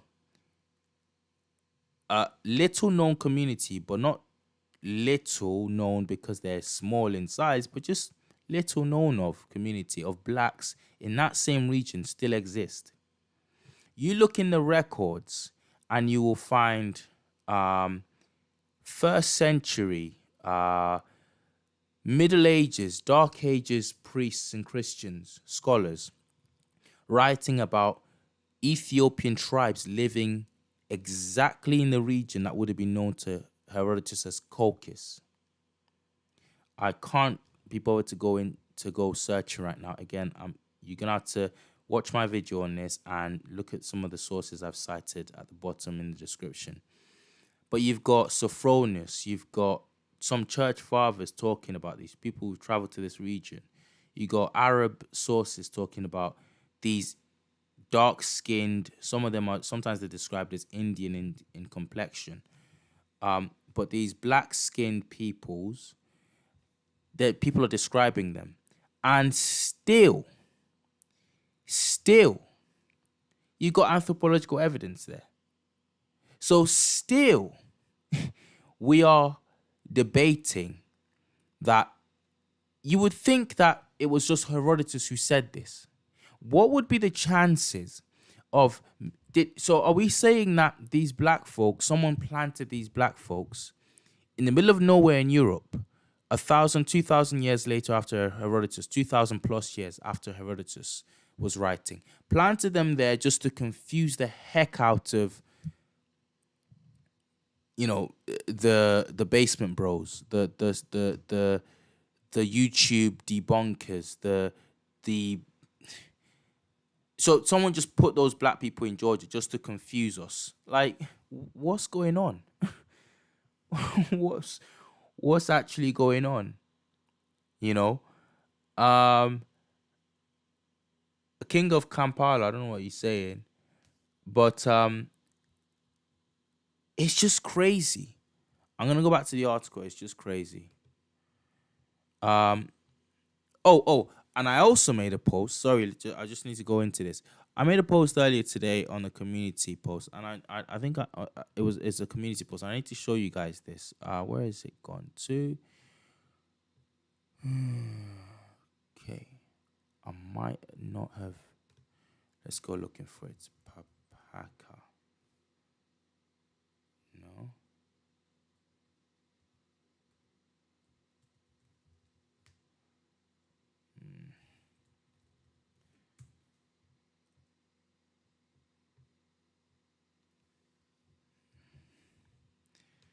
Let's go looking for the papaka. Okay, papaka Cossack hat. We're going to look into the history of it. I'm going to show you something. For some of you who didn't see the community post that I made on it,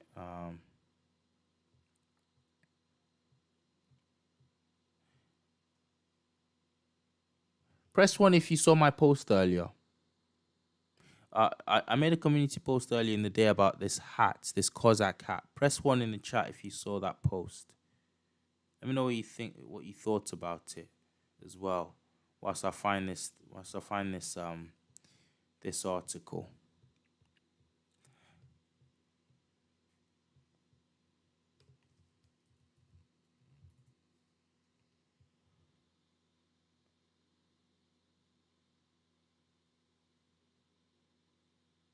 Okay, RJ McKenzie says, Brother Trill Black, do you believe that Canaan has always been part of the African continent? Well, it is a part of the African continent. Geographically speaking, it's, I mean, okay, it's joined by land. So you can actually walk from Africa into Canaan without needing a boat or anything. But not just joined by land, but like there's a thinner strip of water between that region and Africa. So I would say geographically it's certainly part of Africa. Okay. So it's certainly part of Africa. Historically, I think I wouldn't be surprised if I went there 3,000 years ago, 2,000 years ago, and I saw far more people that looked like me than I saw people that looked like my wife, or people that look like let's see, people that just like white folk,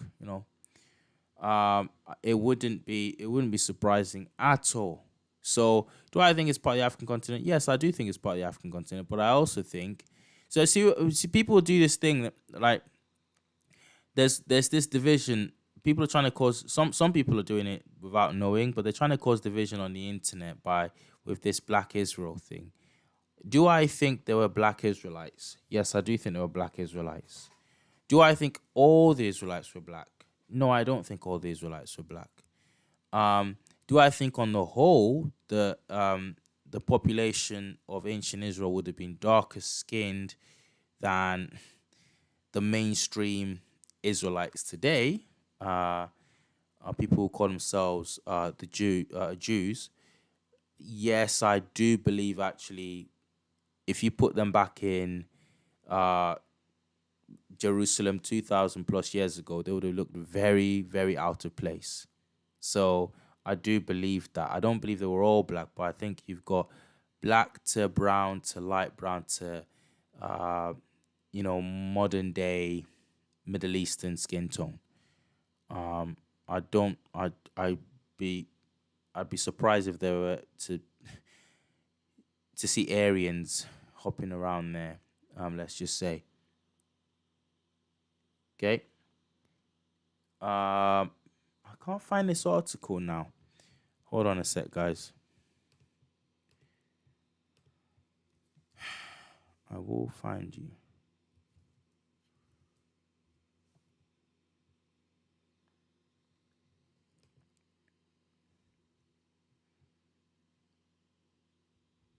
Okay. Let's put that beat on for now.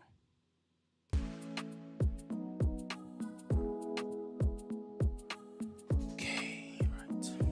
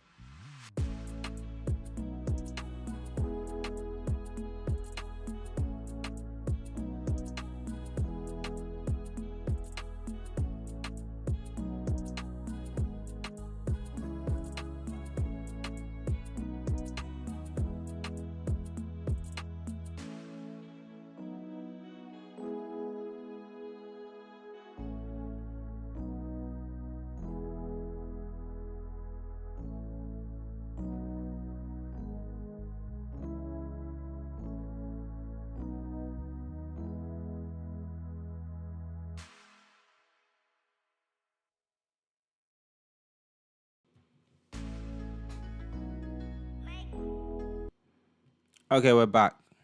We're back. We're back. We're back. We're back. We're back. I'm going to read you something that I found not long ago.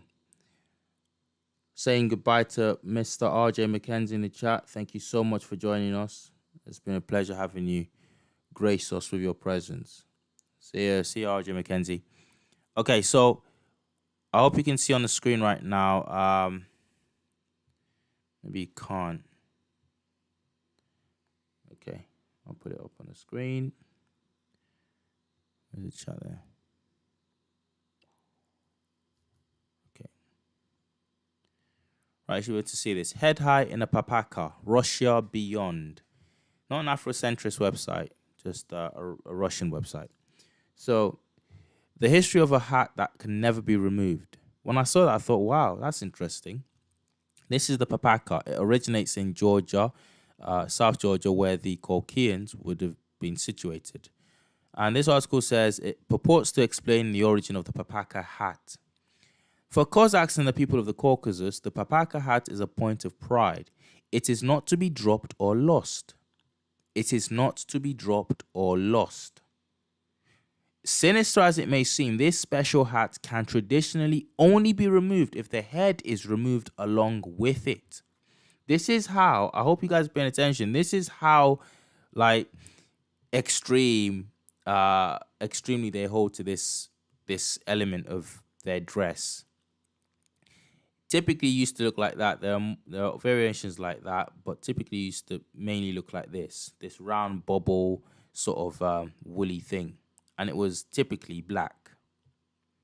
So imagine this, imagine this color. So imagine this papaka in this color, in the black color, right? Okay, for centuries, one of the distinguishing features of the Cossacks has been their uniform, and in particular, the eye-catching hats they are known for wearing, the papaka. Okay? In the Caucasus, the homeland of the papaka, also known as the Astrakhan hat, it is said that, quote, if the head is intact, a papaka should be on it. Other popular sayings include a papaka is not worn for warmth, but for honor. Not worn for warmth, but for honor. Okay, so there are actually very, very few people that claim this hat is worn as an effective insulator from for the cold. It doesn't cover the ears at all. It covers mainly the top of the head, and it's not something you would wear to get away from the extreme cold of that region. Okay, it's just not. It doesn't do it doesn't do a great job of actually keeping your head and your ears warm.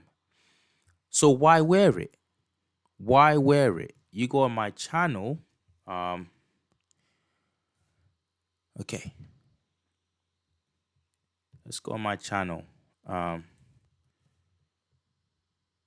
I'll show you the pictures that I dropped on the community. Yes, the modern world has been whitened over time. It has been whitened over time. I can't read your name. I don't know how to speak that language. I think it's Amharic or some Ethiopian extraction. But I see your comment. I want to make sure I've not missed anyone doing anything crazy, like giving us another super chat. Okay, I've not. Cool. All right, so I'll go to my community page. And if the images come up, that'd be great. So, I'm gonna share that again with the community. So you got old images of folks wearing this hat. Hope you guys can see that on the screen.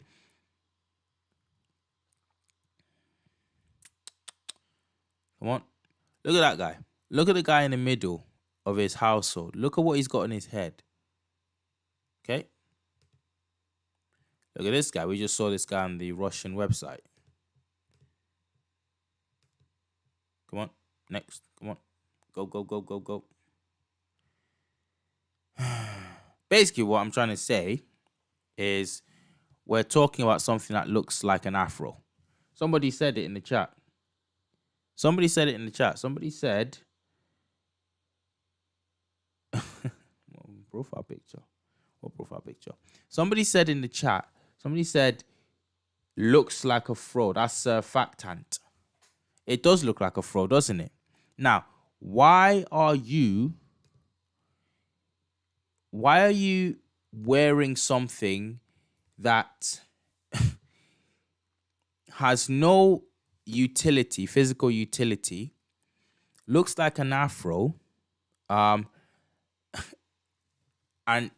you're wearing it in a region of the world that used to be black, as documented, again, by historians, as documented by people of that time.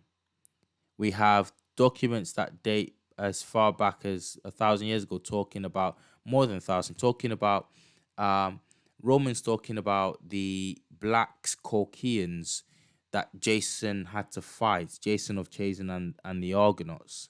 So I don't, and then you've got this hat. I mean, nobody's drawn the connection, so far as I know, to my knowledge, but it looks like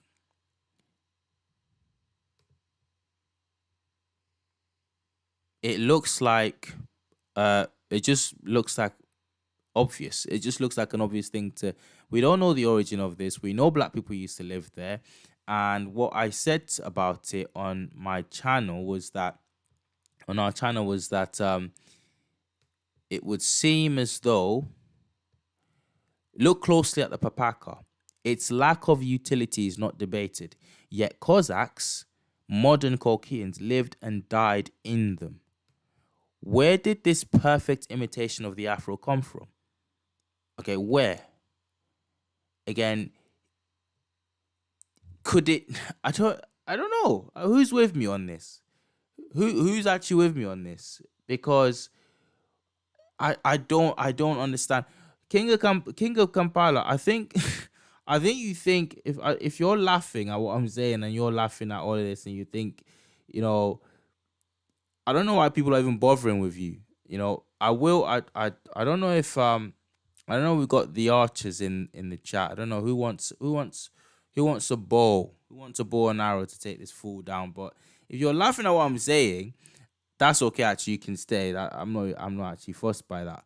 But yeah, if he gets, I think I got 2 archers in the chat. If Mr. Black Rampage is still about, you can knock out King of Kampala, please. If he gets too rude, that's if he gets too rude. He's okay for now. But nobody cares. Nobody actually cares. So you can carry on your trolling, but nobody cares. Just keep it respectful trolling. But I don't understand how people are sleeping on this, on the Colchians. This is actually a massive piece of the puzzle as far as the ancient world goes, and as far as this topic of the Egyptians goes. Okay, we're gonna keep going, and back to Dr. Frank Martin's article here. Let's see if I can get this back up on the screen so you guys can see it with me. Right. Frank Martin says, it's clear that the authors are grabbing at straws. At first, they say that Herodotus did not really mean that Egyptians were literally black, but called them black, presumably because they were so much darker than Greeks, brown rather than pink, perhaps. However, in saying Herodotus mistakenly took Negro slaves in Memphis as Egyptians, they are admitting that in their minds, the people described by Herodotus were Negroes. He's talking about people who try to rationalize Herodotus' account.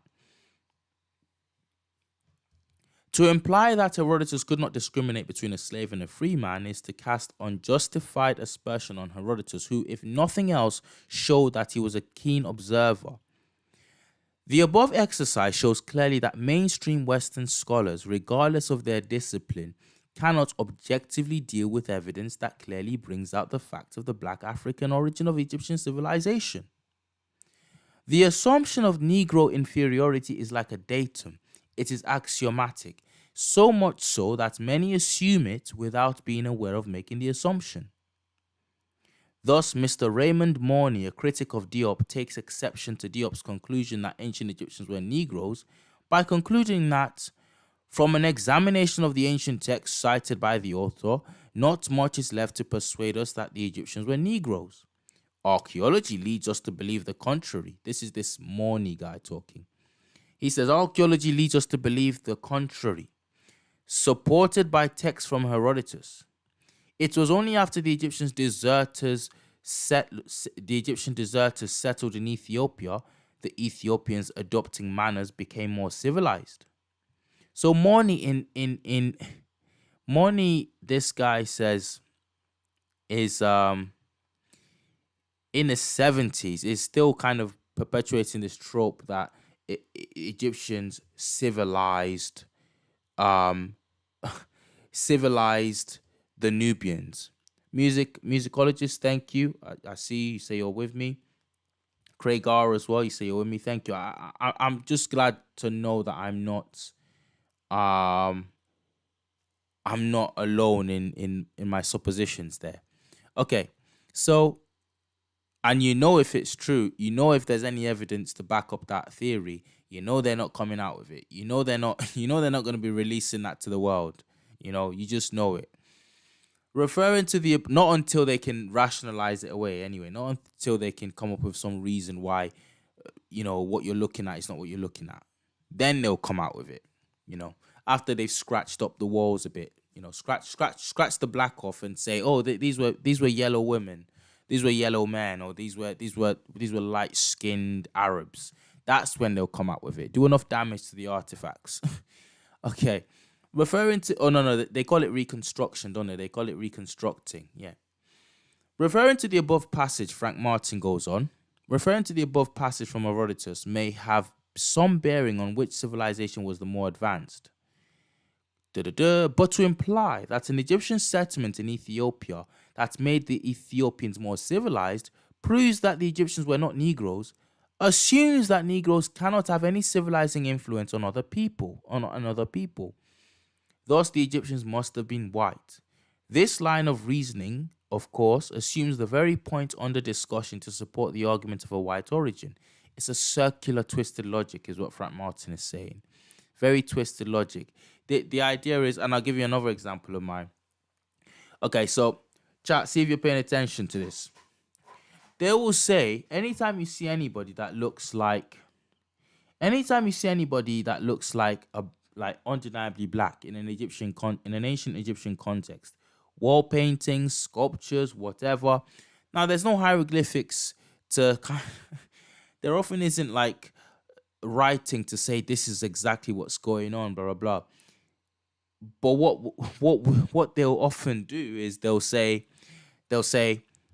oh, you can see the Egyptians, the dark red brown Egyptians, as if modern Egyptians are like mahogany brown, as you see. Anyway, as you see, these mahogany brown Egyptians are clearly separate to the black Nubians, as you can. No, but there's not. Where's the passport at? You see the Nubians holding up passports saying we're Nubians. No, I don't see that. I see different skin tones, all being portrayed within an Egyptian context as Egyptians. These people go as far as to say, I think I've seen a dance scene, like a scene of dancing on a boat on the Nile, of black Egyptians varying in skin tones as you tend to see on these walls. And I think I've seen it labeled as the Nubians fighting the Egyptians. I thought, what? First of all, I don't see any spears. I don't see anything. They're literally, I think they're working in the heat of the day, and they're choreographing this work dance, as black folk want to do, like our music, with anything we do. Very rhythmic. Everyone at least admits that, right? So instead of admit that's what's going on, I think the caption was Nubians fighting Egyptians, because some of them were quite dark, black in color, and others were like mahogany dark, but it was Nubians fighting Egyptians. It's just, it was like, okay, where's Well, how did you draw that? Do you know what I mean? It's they reason out the conclusion they want to get to without any evidence. Do you know? Does that make sense? What I'm saying? Carl Spears, thank you. He says, great point. If that's what I'm talking about now that you're referencing, then thank you for that. Yeah. And that's what Frank Martin is saying here. This is part of the psychosis. This is part of the reason why I believe, if we're gonna answer the title of this live, I don't actually believe that we're ever gonna come to a place where the white world or the white academia will sit up and say the best we can hope for is this trope that they wheel out of, oh, it was a mixed culture and that's it. And in that case, we need to go beyond that and say, do you know what? We'll make you irrelevant. We'll absolutely make you irrelevant because we don't need you. We don't need you to validate us. We're past the age where black people can't organize their own fields of learning, like can't organize their own learning, full stop. Can't teach each other. Can't get into these massive institutions, high institutions of learning, crack on with it, work away honestly and quietly to be an expert in your field and just whistleblow. We can read now. Nobody's stopping us from reading. There was a time when they literally stopped us reading in parts of the world because they were scared. They were literally scared of us finding out the truth. So you literally ban a group of human beings from reading. Can you imagine? And this is what they were afraid of. They were afraid of this. Imagine slaves picking up in the antebellum South, picking up Herodotus and saying, what? And reading all of this. You don't want that. And that's the problem. Look, I'll tell you what now. I think I'm skipping ahead. Let me do Frank Martin a good. Let me do him no disservice at all. Let me just read him. Okay. I'm gonna skip some of this. Again, I'm gonna shout out the King's Monologue. He's done a great video, and the video is sorry, breathing into the microphone. The video blew my mind. He went and so the King's Monologue. He collated some videos of ancient Egypt. Not ancient Egypt. Egypt as far back as like early 20th century. And if you see this video, you're actually looking at something that shows you that even up until recent times, Egypt was a very black place. We're talking 1920s, and the hoi polloi, the general mass, the people in the streets in these 1920s reels, they're as black as can be. They're just black folk. They're black folk. Frank Martin says here, and it's quite important what he says here because it backs up that TKM video. He quotes Dubois, page 306, Journal of Black Studies, March 1984. He says, Dubois reported, that's the eminent African-American W.B. Dubois, reported that, quote, Australian and New Zealand soldiers, this is important, chat, Australian and New Zealand soldiers coming to Egypt in 1919, were astonished to find the Egyptians were, quote, N-word. That's what they called them. These guys are N-words. That is not white, as they had been told. Troops quartered in Germany by the French in 1919 were reviled by Americans as Negroes. No, said the French. They were, quote, white Algerians. So Dubois says, even as late in the day as 1919, like, people were still coming to Egypt and saying, this place is pretty black. This place. And the King's Monologue does a great, he does. Okay, so time to show you. I'm going to show you. I'm going to go to, not the TKM video. This is who I believe is a friend, so I don't think we'll have a copyright strike at all for playing. Okay. In fact, I'm going to show you something else. Let me show you. You can all go and watch that video in your own time. I think it says I can't remember the title of it, but he shows it's a couple of reels of of Egypt in very recent times. And what's been done to the black population in recent times is a travesty, is an absolute disgrace.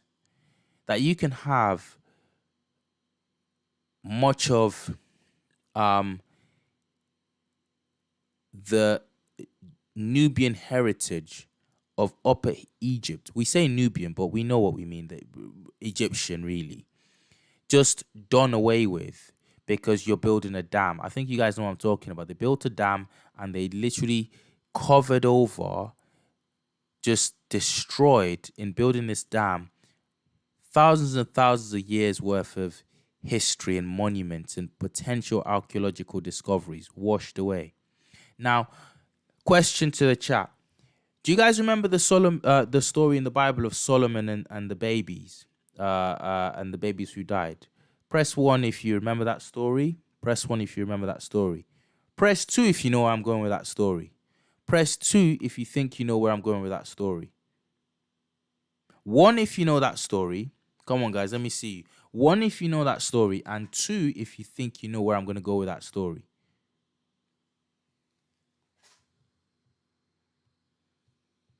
I'm going to let you guys do that because I want to see a response about that, because I really got to get this off my chest. I'm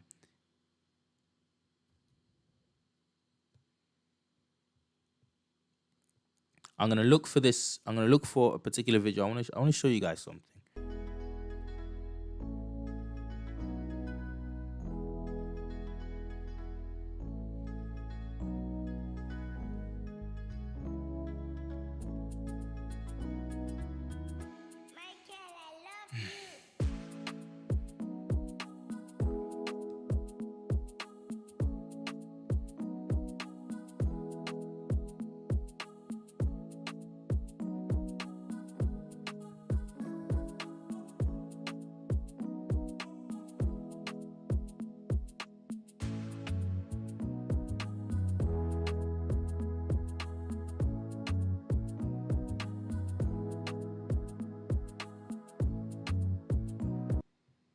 Okay, we're back.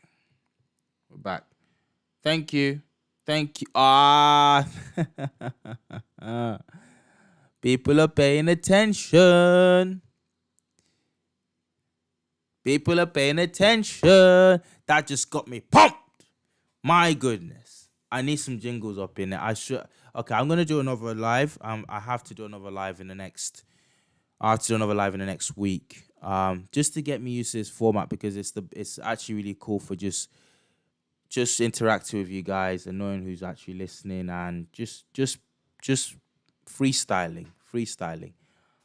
Because I love moments like this. Musicologist says, first of all, Craig says 1. He pressed 1. Thank you, as requested. He knows the story, and I'm sure a lot of you listening also do know the story. But musicologist says 2. It's not their baby. 100. 100. 100. It's not their baby. You are not destroying vast swathes of priceless. You're not building a dam over. It's in the Aswan region.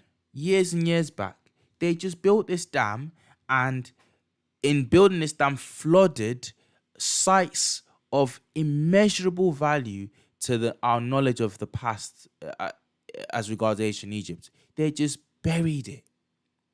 And the people that suffered most in that were the people, the black population of Egypt, of modern Egypt.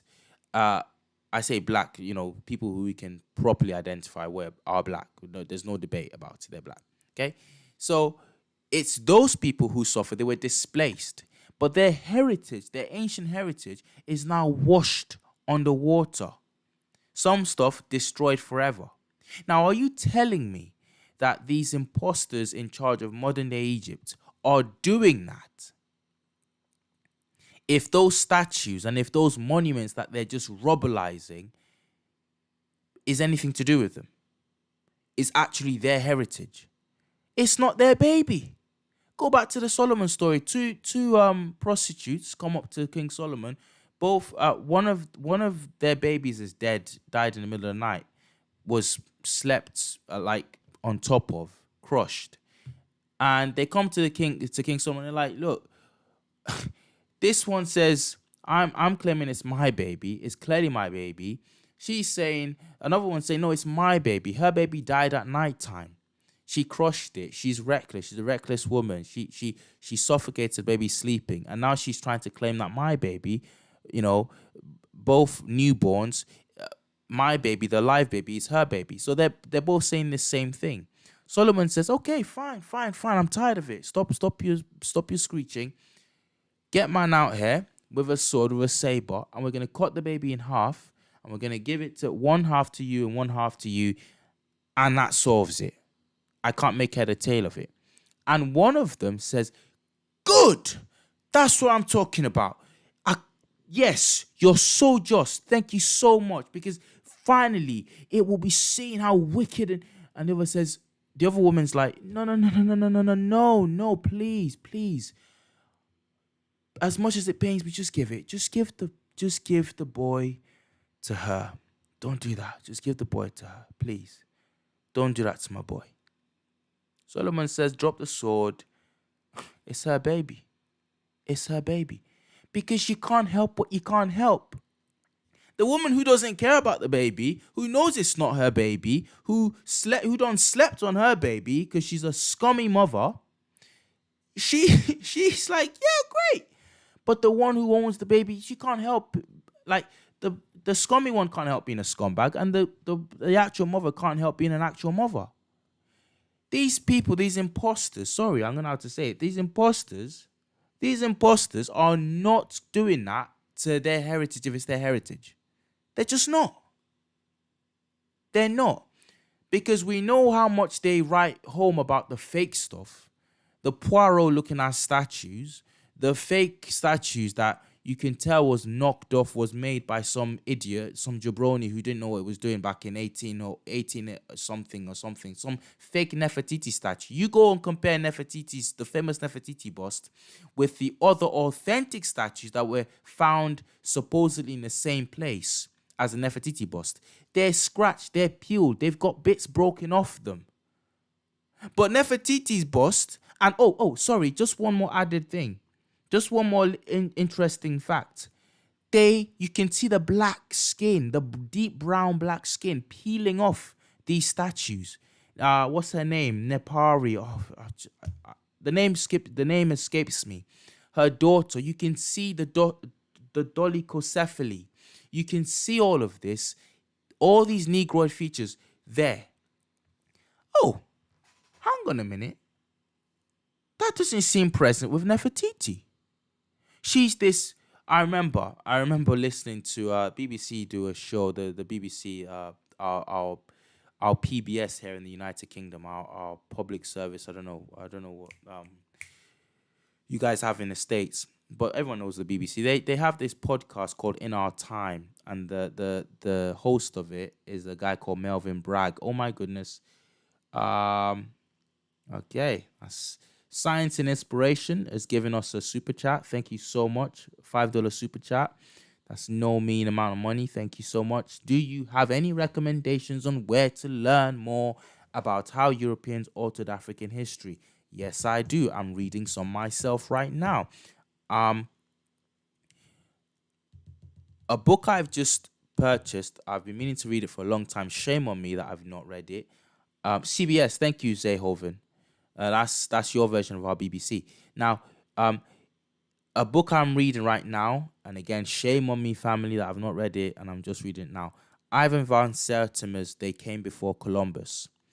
And I'm just about to start this book, but everything about it so far tells me I'm about to unveil some truths that's been conveniently just not talked about, So I would recommend that. I would recommend Sheikh Anta Diop's the African origins of civilization.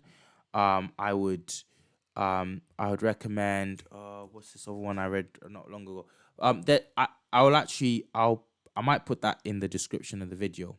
Because I did a little list myself recently of books that have impacted me in this way so far, and I thought I might do a video on that. But thank you so much for the super chat, Science and Inspiration. Thank you very much for that. I'm going to show you a video now, everybody. And the video is basically, it's something that, how do I say? It's just it's the funniest little, I don't know if time capsule is the word. It captures the psychosis. You got a video from 1897. Let me set this up. You got a video from 1897. And this video is, let me put this up widescreen. This video is from 1897. It's a restored video. It's a restored video. We might have to do a part 2, guys. We might have to do a part 2. Let me know if you want a part 2 of this, because this, I've not even got to the conclusion of this. So I think we definitely might have to. I think we'll have to do a part 2. Okay, so 1897, restored footage of Egyptians doing Egyptian things right around the Great Sphinx of Giza. And here's what you will see. I'm going to play the video right now, and I'm going to transition us to... Okay. Cool. We're back. Let's go. Someone mentioned my profile picture earlier. I don't... Okay. I'm playing.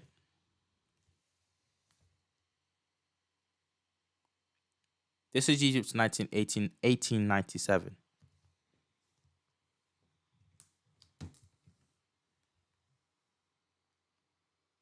Can you see the black folk?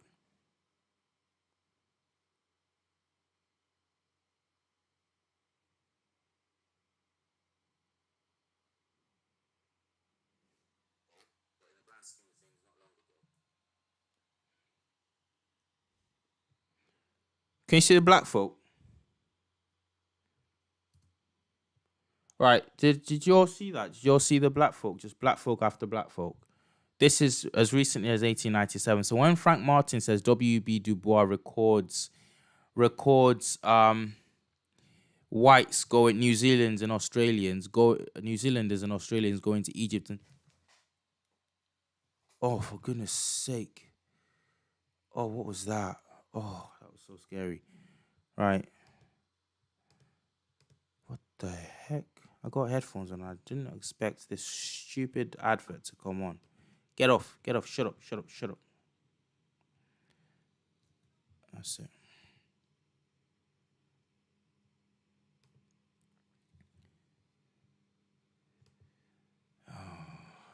Oh, shut up. Seriously, shut up. Okay, keep quiet. Oh, that was scary. What was that about? Okay, so, I didn't expect that to come up. I'm gonna go back to that video that I showed you guys earlier, and I want to show you something. What's interesting about the video is not the video itself. In the video, you could all see very clearly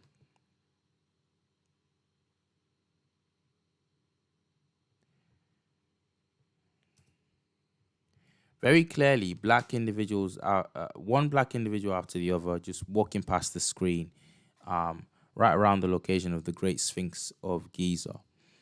And if you go to the comment section, you just can't get past it. You know, what we're led to believe in our society is that, think of Egypt, think of Africa, far away. These people who talk about Egyptians were black, they're crazy. They're nuts. They're nuts. The Egyptians look like the people that live there today.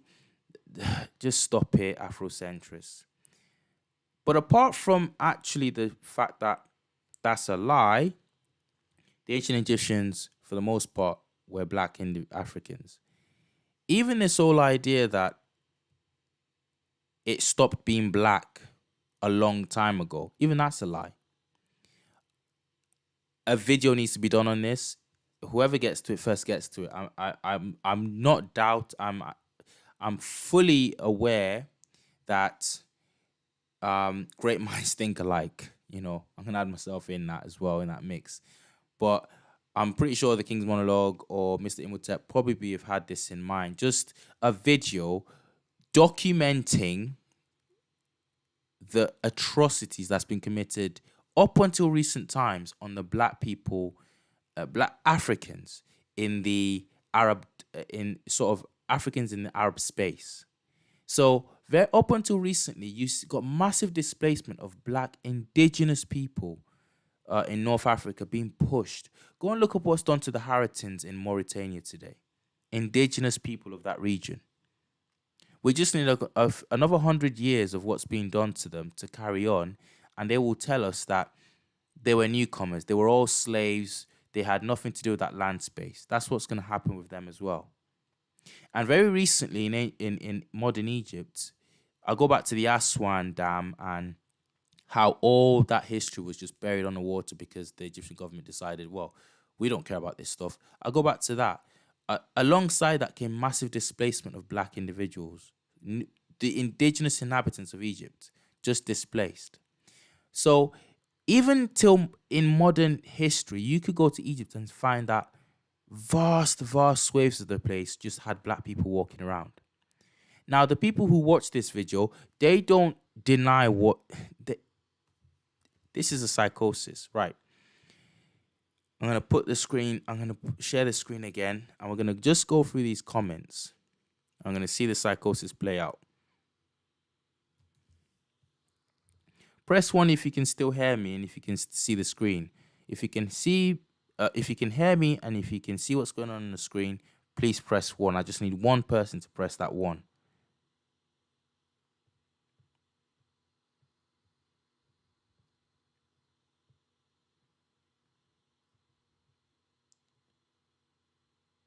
Okay. You can all see the screen, I believe. I'm going to wait.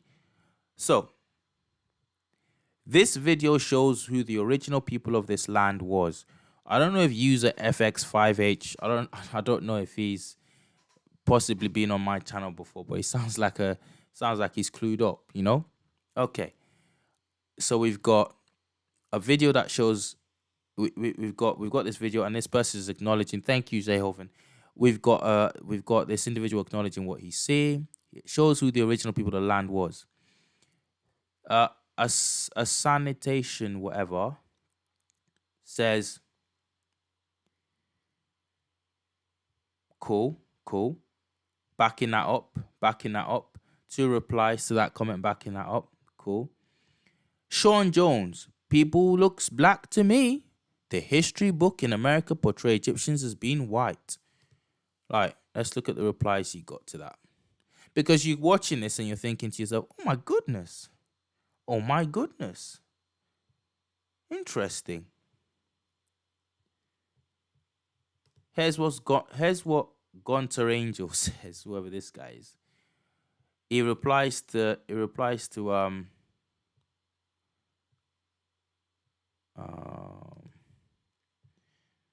oh, this is long. No, it's not that. I'm not interested in that. I'm interested in far clearer. You got Optimus Prime saying the dark people are the original inhabitants in Egypt. Okay? Thank you for exposing the truth and what I've known all along. Okay? Hey you there says the original inhabitants wouldn't have been there in the 1800s. Would have been Arabs. However, the men in this film might have been Nubians. You see that again?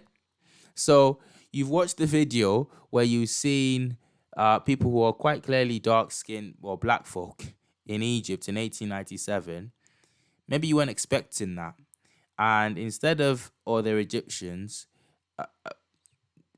Hey You does this weird thing of saying, oh, I know where they're really from. They're Nubians. Who said? Who says? You don't know how long those guys have been there. You don't know how long. User DJ says, is your mind this ignorant? These were brought from southern Sudan and Nubia. In service. The Egyptians had wheatish skin and the year 1897 was not far away. So I suppose User was there when they were brought over as slaves. Okay. We'll move on from that. Shmarek says, they are black? I don't understand. Maybe original Egyptians were black. So this is a sort of sarcastic comment, obviously alluding to the fact that, wow, look how black Egypt was even in recent times.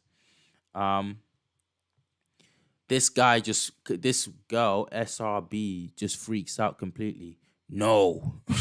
That's all she can come up with. No. Then you've got the Egyptians sure did look a lot darker back then. I'm just saying. Okay. Just an observation. He's not even saying it. He's not making any claims, right? This Johnny Dupree guy. Not making any claims. But let's see what the comments will be. Oh, look at this one. This is the one I was looking for. Right. So, in response to an observation of the fact that, look, even as recently as 1897, Egypt still looked quite black. It still looked pretty black. Okay. You get this guy J15340. This, I think I might end on this note and say we're gonna do a part 2 of this on Sunday evening. But let me see. Let's just see. Let me just read this to you. It's the video. It's colorized. They're not black. So let's go back to the video. This colorized video. So because it's colorized, yeah, we can all admit it's colorized. But if you showed me the black and white original of this, I'm pretty sure you're seeing like these faces go even blacker. You make this a proper black and white video. You're not colorizing this. The individuals you're saying, you probably can't see any of their features because it's just, you know what black and white does. It just exaggerates. It's black and white, and you're just gonna have literal black faces go one after the other past the screen. So how is this face? How is this man's face looking in black and white, if not black? Okay, so whoever's colorized this has gone through the massive effort of like possibly using AI, paying attention to detail, to light. Look at the shadow where it's falling on the Sphinx there. All for some person in their absolute desperation, frothing at the mouth to move from this idea of, oh my goodness, there are black folk in Egypt even in 1897 that just look like they belong there. This guy says it's colorized. They're not black. I really hope that's sarcasm. I'm hoping that's sarcasm. Oh no, it's not, because look where my cursor is. J15340 responds, those aren't black people, but if it makes you happy, so be it. First of all, yeah, it does make me happy. Secondly, thank you, they're black people, Anyway, look, I just had to show you guys that. So Frank Martin points to that phenomenon. He points to the phenomenon that quite late in the game as 1919, New Zealanders and Australians were rocking up to Egypt and saying, oh my goodness, this isn't what we're watching on our black and white movies about ancient Egypt, on these massive big budget silver screen productions. We're seeing white folks playing these people. How come they're all N-words? How come they're all that? That's as late in the game as 1919. Okay? Since then, a lot more black folk has just been moved out, pressed out of Egypt.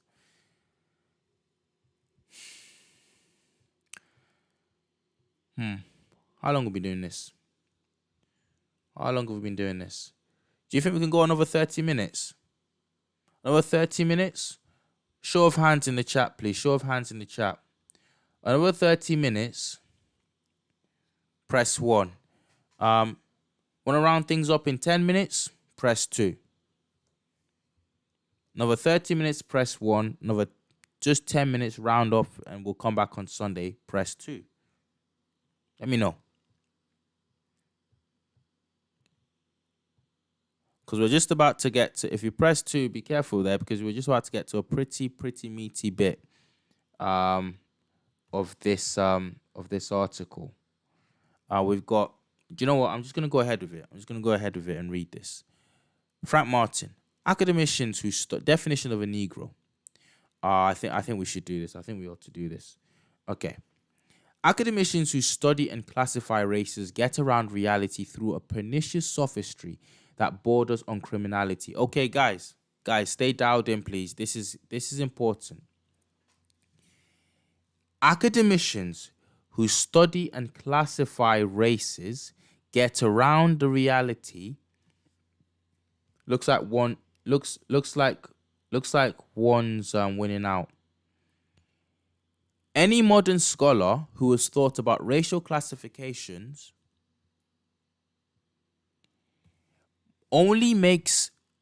must know that a racial classification only makes sense when it's seen in a statistical sense. When we talk about characteristics of racial groups, we are necessarily talking about central tendencies. Thus, when we say that Negroes have thick lips, we know that it does not mean that every person who is a genuine Negro must have thick lips. Does that make sense? Frank Martin says, on this Negro question, this is what he's titled this bit of the essay, the denouement, the closing stages. Will be the denouement. When we talk about characteristics of racial groups, we are necessarily talking about central tendencies. Thus, when we say that Negroes have thick lips, we know that it does not mean that every person who is a genuine Negro must have thick lips, or that a genuine Caucasian person cannot have thick lips. We can only mean that the frequency of occurrence of thick lips among Negro populations is greater than among Caucasian populations. Thus, a racial group can be defined sensibly as a group that tends toward homogeneity with respect to certain characteristics that set them apart from other groups. This, however, does not mean that there is no overlap among groups. Since race only makes sense as a statistical concept, it necessarily follows that we allow for some variation from individual to individual and from group to group. No group of people is so homogeneous that everyone is the same. I need a jingle for that. I need a preach jingle for that. I need a did you hear that church jingle? Because I'll say it again. Since race only makes sense as a statistical concept, it necessarily follows that we allow for some variation from individual to individual and from group to group. No group of people is so homogeneous that everyone is the same. Thus, if 20 characteristics such as thick lips, woolly hair, black skin are used to classify a given group, we cannot expect a particular individual to have all 20 traits, since assigning a particular trait to the group only means that that trait appears with a high frequency among members of that group. So just because we say Africans have thick lips, woolly hair, doesn't mean that every single black person, for that person to be classified as black, like they have to have thick ass lips and nappy, dirtiest of, like, oh, we're talking nappy as anything. You couldn't brush this thing. Where Frank Martin is going with this should be clear by now. he's gonna go on to explain and say, okay, I'll just let him explain. Just to summarize again, these are statistical definitions. They're not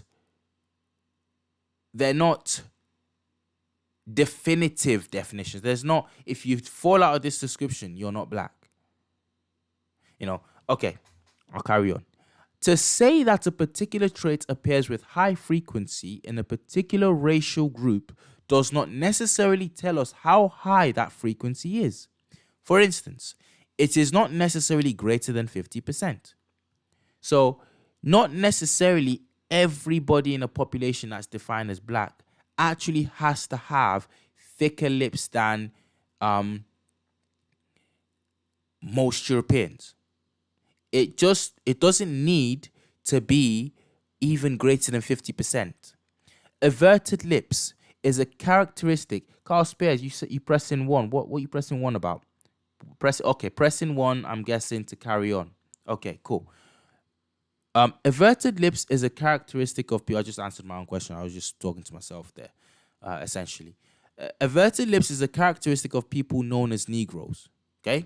Not in the sense that even 50% of all individuals in Negro populations have averted lips, and that averted lips are absent from Caucasian populations, but only that averted lips occur with greater frequency among Negro populations than among Caucasian populations.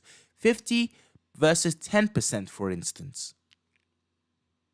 The upshot of the above discussion is that it is totally invalid to take one racial trait and conclude that the frequency of occurrence of that particular trait indicates the proportion of the population belonging to the racial group with which the trait is associated. So I'll just put that, I'll just mince that up for us. So you can't take one thing that's particular to a racial group, okay, and say that just like, if I don't see this thing every single time when I test for, like, when I do an anthropological test in this population, if the first person I meet, I'm in Africa right now. I'm in Africa. And if the first person I meet has a pointy, straight, let's say an aquiline nose, is an aquiline nosed person, they're not a Negro.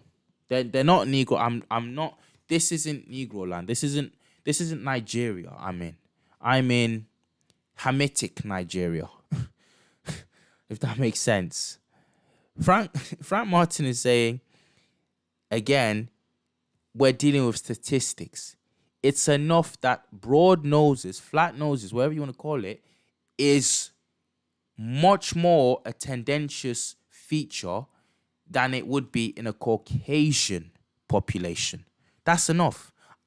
Everybody doesn't have to be a character. This is why the blackface thing was offensive. It's like you've reduced a whole group of people to an exaggerated version of a feature that not even, maybe even 50% of those people have. It's the worst of, like, anyway. So press 2, not 1. Press 2 if you follow what Frank Martin is saying so far. Just press 2 if you're following what he's talking about. Just let me know. Okay.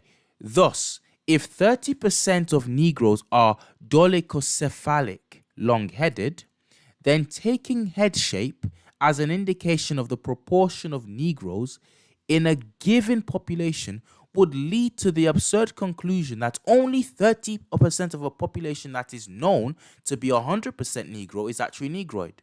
So if I go in a place and I say, when I actually do the studies, 30% of people we know are black, well, we knew they were black in their lifetime because we could see them. But when we actually looked at their bone structure, their skulls weren't as dolichocephalic. They weren't as long. You know, that long ass back head that we got, from the motherland.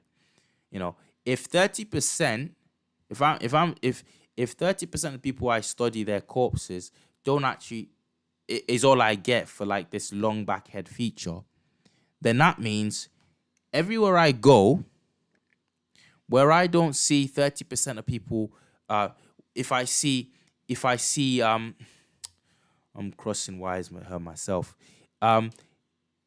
Only 30%. So I'm looking at these bodies. Only 30% of I've said having a long back head is a Negroid feature. I've got all these 100 Negro bodies in front of me, skulls to examine. I know they were black in their life. I know, like I've got pictures of them and whatnot. But because only 30% of them exactly have that long head shape thing, therefore the rest, the 70%, the 70 skeletons I've got here, they're not truly Negroid. That's what Egyptology does again and again. I'm going to make a video. You guys are going to have to bear with me. A video is coming up. I'm doing a study into the Berbers, the ancient Berbers. And again, this is where I'd really appreciate it. I do this stuff. It's tough doing this and just depending on the algorithm to get your stuff out there. So if you can help us out, if you want to be a member, I've got the membership all set up now. Please join us. We're talking about for $2.99 a month, you can become a member. If everybody watching this now gave that much, that would be, anyway, whatever. You guys know, it'd be great to help me out, because the more people help out with Trill Black, the more I can get this content out and quicker. Okay? So I'm doing a study right now, and a video is going to be coming out on the end of it.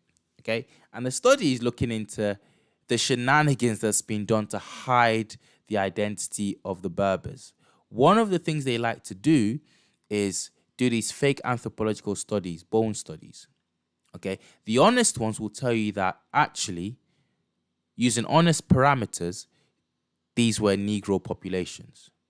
The original, properly speaking Berbers, before the massive influx of white slaves from Europe brought in by Islam, the Moorish Islamic empires, the black Islamic empires, before all of that, the majority of Berbers, vast majority, were blacks. But here's what they do. What Frank Martin's talking about here is how they bury that truth when it comes to anthropologically studying these bones. They set up these stupid standards. Okay, so we know everything else. Let me read on. Let me read on. And I'm telling you what I'm discovering as I'm studying the ancient Berbers is that they use these same tricks to get fake results when they're propagating their lies. So Frank Martin says this. He says, thus, if 30% of Negroes are dolichocephalic, then taking head shape as an indication of the proportion of Negroes in a given population would lead to the absurd conclusion that only 30% of a population that is known to be 100% Negro is actually Negroid.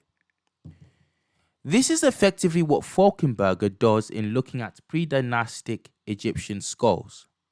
Instead of coming to the invalid conclusion that only 36% of pre-dynastic Egyptians were Negroes on the basis of skull measurements, he should have sought to determine the frequency with which such Negroid skulls occur among admitted Negro populations as those found in West Africa. So Falkenberger comes and says, oh, 36% of these people, these skulls I've discovered, have dolichocephaly. So only 36% of the population were Negroes.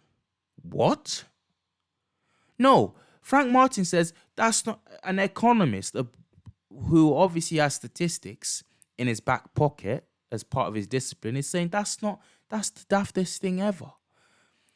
If you do a study, an actual study of a known black population, okay, you're probably looking about 36% of people having that trait anyway. Are the other 64% not blacks?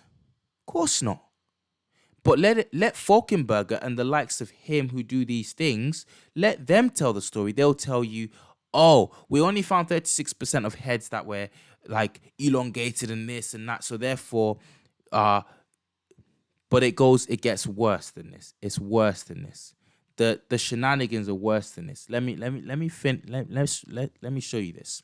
Right. Interestingly, Falkenberger found 36% of the skulls to be Negroid and 20% mixtures.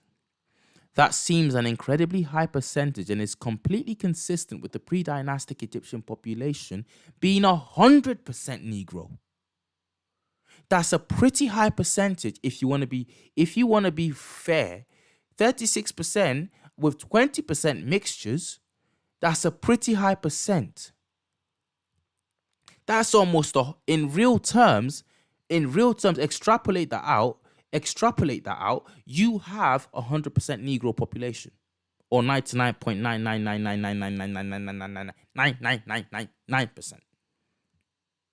Since assigned racial traits, Frank Martin continues, occur with less than 100% frequency, one is certainly unlikely to find a particular individual who possesses all the traits assigned to a race. All the traits. In fact, if 20 traits are assigned to a race, the probability of encountering an individual with all 20 traits, this is where Frank goes into his economics, he flexes on us here. F1 times F2 times F3 times X F20, right, a bit of flexing there. We get what he's talking about. So, the above analysis, I'm skipping ahead past the maths jargon now.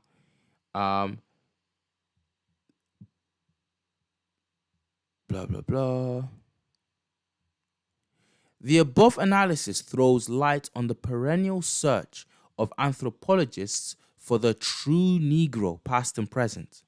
Thus, persons or groups of persons who do not have every characteristic ascribed to the Negro, though they may have 90% of them, are somehow not real Negroes, but instead are in reality part of the Caucasian. So this is what they do. So they find a site, they do a study, they find 36, something ridiculous, like 40% have Negroid traits, like definable, undeniably Negroid skeletons and everything Negroid.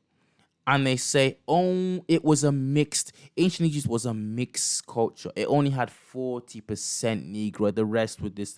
No, in real terms, you have that high level of concentration of a particular anthropological trait within a sample set. Chances are you resurrect those bodies, you put meat and flesh on them, and when you see what they actually look like in their lifetime, all of them were blacks. There's variation within a population, guys. There is variation. I'm surprised at the amount of times I'll meet somebody. I'm from the Nigerian extraction. I'll meet someone who I think has Ghanaian features, and I say, no, actually I'm Nigerian, or Zimbabwean features, or no, actually I'm Nigerian, or whatever, vice versa. Or no, actually I'm Zimbabwean. So there's variation. There is variation within a population group. Yet, the way these guys do the science, they twist it so that you're looking for this standard that doesn't exist. The true Negro, Frank Martin calls it. Again, the true Negro, that comes out of a people like a science that's psychotic. It's just like no other place do they do science like this. And Frank Martin's going to go on to prove it. He says this. Persons or groups of persons who do not have every characteristic ascribed to the Negro, though they may have 90% of them, are somehow not real Negroes, but instead are in reality part of the Caucasian race. Thus, one researcher, in commenting on human skeletons found in Tanzania by Dr. Leakey, notes, "It is certain that these are not true Negroes, in the usual sense of the word. These are men comparable to the Nilotics in the Great Lakes region, or else comparable to the lighter-skinned populations of those territories." What? Another scholar speculating about the tardy appearance of the Negro comments that, quote, "It is quite possible that the Negro type, the true Negro, of the anthropologists who now inhabits West and Equatorial West Africa has existed since 10,000 BC.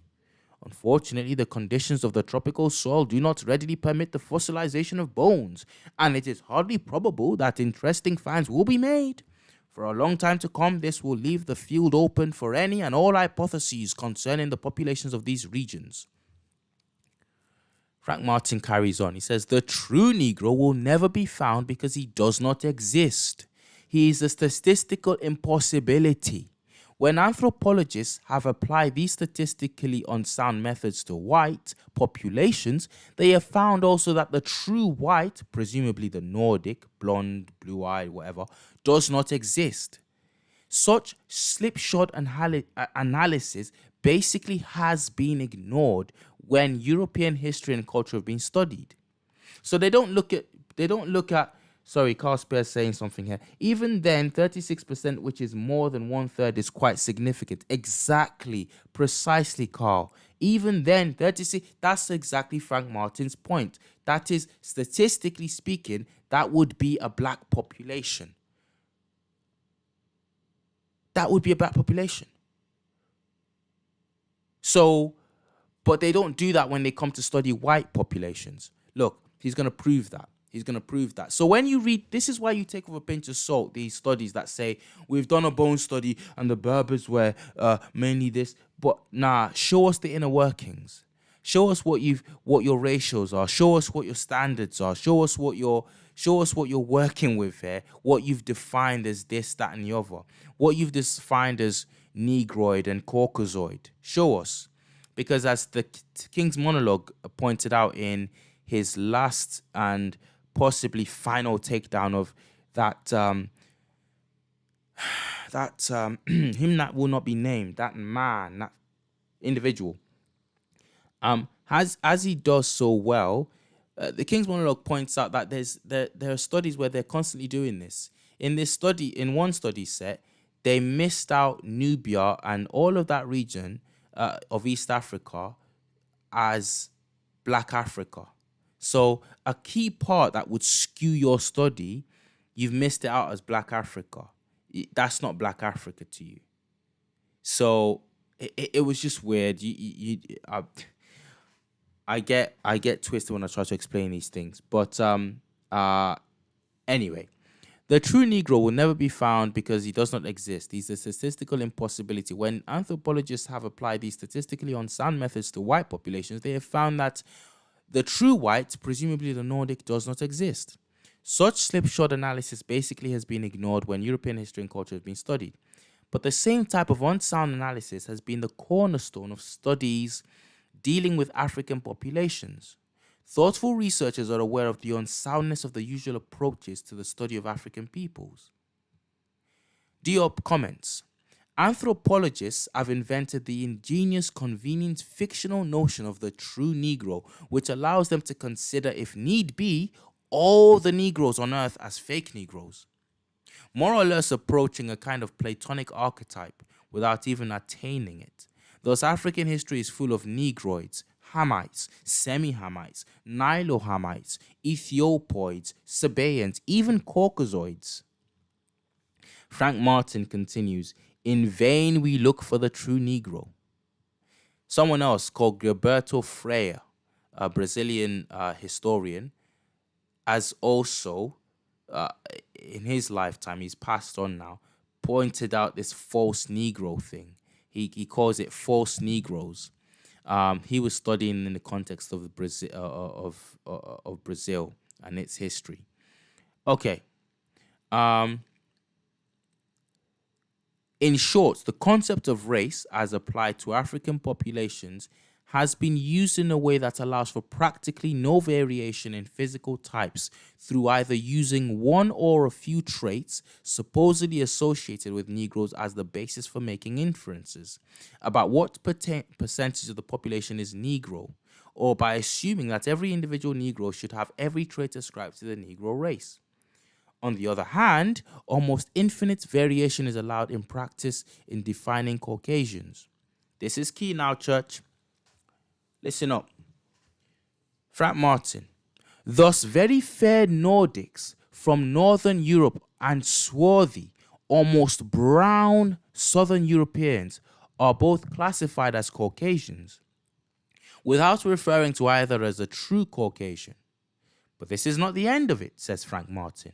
Quote, not only are swarthy Southern Europeans included in the Caucasian race, but even swarthier and often woolly-haired and thick-lipped Arabs of Western Asia and North Africa, people who we would call black to all purposes today.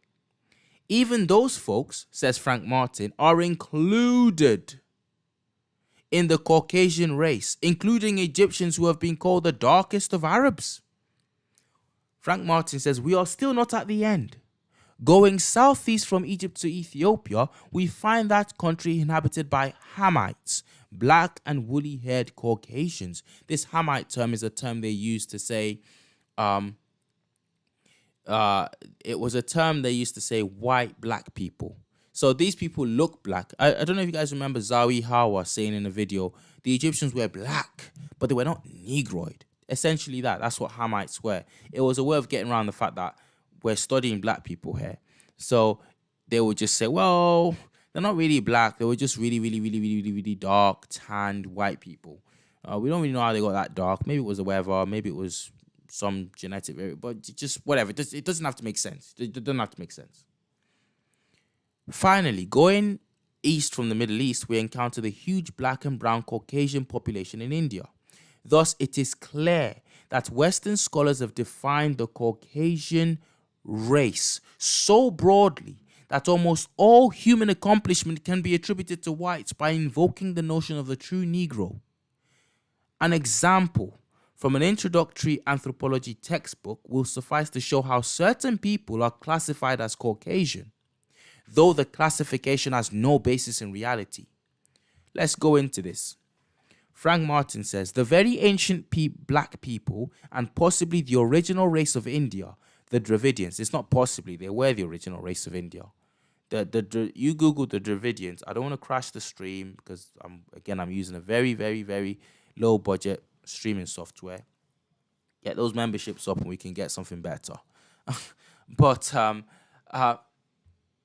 the Dravidians are black. They are black. Some of them actually have kinky hair. Basically, they are like what you get in East Africa. East Africa to Northeast Africa, you get that same variation of black, literally blue-black, to dark brown people. Some of them, the difference only comes in that some of them have kinky hair, some of them have flowing hair, like a Caucasian's hair, and the Dravidians have that mix as well. Some of them have very broad noses and very facially negroid, for want of a better word, features. So they are the indigenous people. You go back to the most ancient sources on that region of the world, India, the subcontinent, and they're described as the blackest of people, some of the blackest of people. They're linked to the extent where ancient writers assume that they're just Ethiopians who sailed across. Well, wouldn't you know? That seems like a fairly logical, no. Black people were just waiting on the eastern side of Africa for white people to come along with ships so that they could then travel that stretch of sea. No, we didn't go like... Of course the Dravidians are black folks. Of course they're descended from Africans who sailed across back and forth to that eastern region of Africa, to India. That, of course, it's just stupid to conclude. You don't need swathes of academic qualifications to make that conclusion. It's stupid. But even today, they try to separate them as well. But anyway, the very ancient black people and possibly the original race of India, the Dravidians, have been classified as archaic Caucasians. Look at this now, guys. Dravidians are archaic Caucasians. I'm going to skip a bit. Frank Martin says, since this race has been classified as Caucasian, it is reasonable to expect the Dravidian to have more in common with the Nordic than the forest Negro, supposedly a true Negro. Okay, we know what we mean by the forest Negro, just, people who are nobody in their right mind can say is black. In this textbook, all three racial groups, Dravidian, Forest Negro, and Nordic, are classified in this textbook in terms of about 17 traits. Please, guys, pay attention. If you're still watching, pay attention to this bit. If you pay attention to this bit, I'm happy. You've done well today. In this textbook, all three racial groups are classified in terms of about 17 traits, such as head shape, color, hair texture, jaw formation, and so on. Thus, we would expect the Dravidian and the Nordic, both of whom are supposedly Caucasian, okay, according to these white folk, to have more traits in common than do the Dravidian and the Forest Negro. So if the Dravidians are really Caucasians, you would expect them to have more, anthropologically speaking, to the Caucasian. Check their bone structure out, check all this stuff out, check all this out, DNA, whatever, check it all out, and it will show that they've got more in common with the Caucasians. However, what we find is that the only traits that the Dravidian and the Nordic have in common are the ones that all three groups have in common. So the only traits they all have that the Dravidian and the Caucasian Nordic have in common when you actually do these tests are the ones that all human beings have in common. Forehead shape, nasal profile, form, absence of significant brow ridges and face index. That is, Dravidian and Nordic share no common traits, not also common to the Forest Negro. On the other hand, still paying attention? On the other hand, compare the Dravidian and the Forest Negro reveals that these two races have 9 traits in common. Head form, face index, nose index, nasal roots, lips, eye color, hair color, body hair, skin color, not shared with the Nordic. If we include the 4 that both share with the Nordic, the 2 black races have 13 out of the 17 traits in common. So, which are they then? Are they more Caucasoid or are they more Negroid? Obviously more Negroid, but the studies will what you'll read in the abstracts of the studies is, oh no, Dravidians cluster with Nordic through some twisted notion of statistics and wordplay. I don't know how they do it. I don't know how they get away with it. The kind of methodology that allows one to place 2 groups of people who have nothing in common except for generalized human traits in the same race, but to place in different races 2 groups of people who have almost everything in common is clearly a travesty and a sham. I think we get what's going on there. I hope we do. You compare this textbook compares Dravidian, Nordic, and Negroes. And the only things the Nordics have in common with the Dravidian Indians are things that they also have in common across the 3. But when you compare the Dravidian with the Negroes, they've got a whole slew of things in common, 7 I think it was now, that they share in common exclusively, that they don't share with the Nordic. Yet somehow this study classes Dravidians as Caucasian, as archaic, quote, archaic Caucasians. So when you read these genetic studies and you get the results, scientists have said that they've looked at the bone structure and they've done the genetics and everything, and these great people cluster as Caucasian, or they're linked to the populations in Europe. Typically, those will be in the Daily Mail or some like New York Post or some drag like that. That's the kind of these are the kind of lies. These are the kind of tricks they play. You know, it's what they don't tell you in their studies. It's that the fact they don't tell you that actually, when you look at the studies deeper, the Dravidians cluster more with the the Negroids, more so than they cluster with but they won't tell you that. They'll just tell you, oh, by the way, yeah, they cluster with the Caucasians. Yeah, but can you show me the rest of that piece of paper, please? I just want to see. Can I just see the rest of that study, please? No, no. Oh, right. It's under a paywall, like that. Nobody working a 9 to 5 is gonna be spending what, 50, $60 on.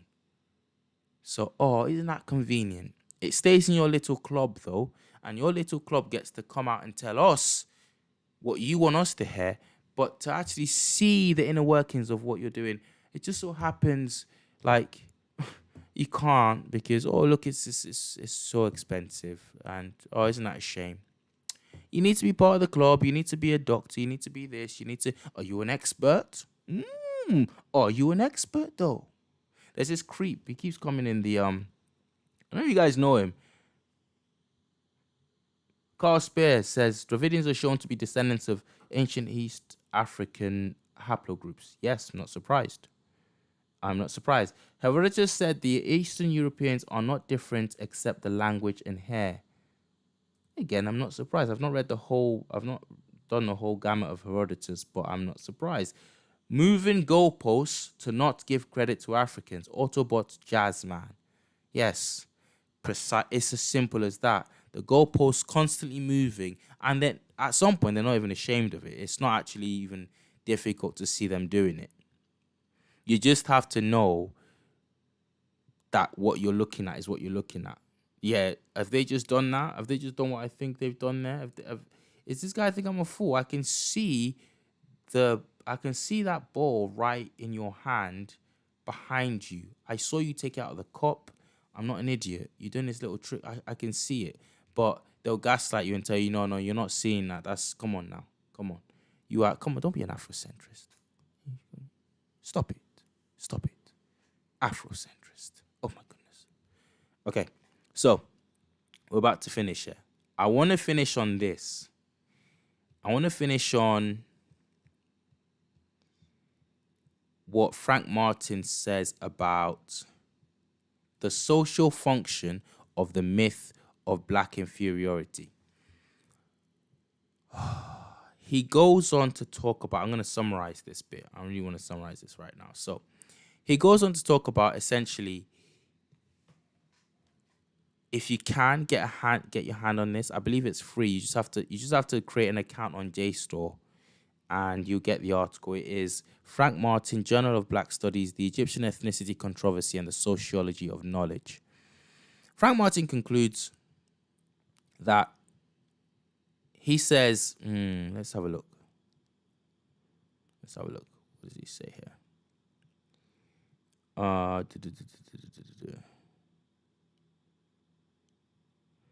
Cool.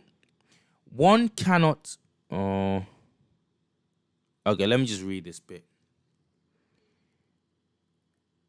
The theory of Negro... This is the third sentence into this section now. I'll highlight it. The theory of Negro inferiority and the concomitant denial of the role of the Negro in initiating what is known as civilization probably served a positive social function for the white majority societies where these ideas arose, and still continue to serve that positive social function, at least in the United States, where the children of slave owners of the past are constantly reminded of the sins of their ancestors through the embarrassing presence of people of African descent. So, Frank, the guy's not pulling any punches, but he's doing it in he's not pulling any punches. You know, if you follow him, he's actually not pulling any punches. He's saying these people have to live next to the people who really well and truly should be at their throats.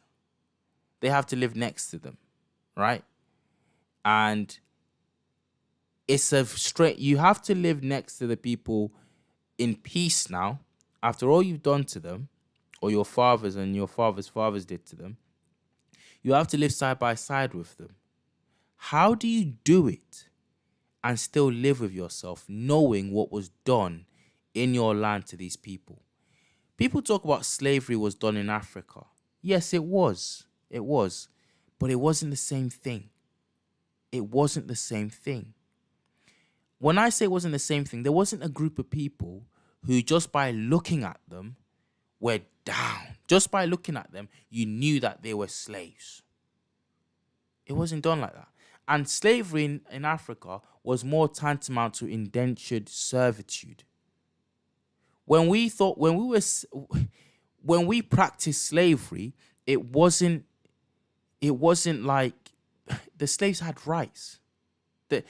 You would call it. It's more likely. It would be more likened, if you're going to be accurate, to indentured servitude. People could and did quite often buy their way out of slavery. People were often inheritors of their master's property, all of it, because the master didn't have any kids or he bequeathed all his wealth to the slave. Regularly that happened. People regularly sold themselves into slavery. They said, look, I can't pay my debt for a price, I will be your slave, and for however long I will be your slave until I pay off the debt. And there wasn't any, I can just kill my slave or whip my slave. No, there wasn't. You'd be surprised at the interaction between slave and master back in West Africa and all that. However, what you did have, though, which is atrocious, and it's still atrocious, because I'm saying that it was indentured servitude, but you still had atrocious treatment of people in that context. But it wasn't the same thing. So when we talk about these people knew what they had done, they had also done it with the pretext of God told us to do it. It's in the Bible. So now that you come away from that, you have to live next to these folks. You'll have to live next to black people. How do you do it? Well, you do it, Frank Martin says, by telling yourself that, well, they kind of deserved it. They were savages. Let's not be about the bush. Black folk ain't not intelligent.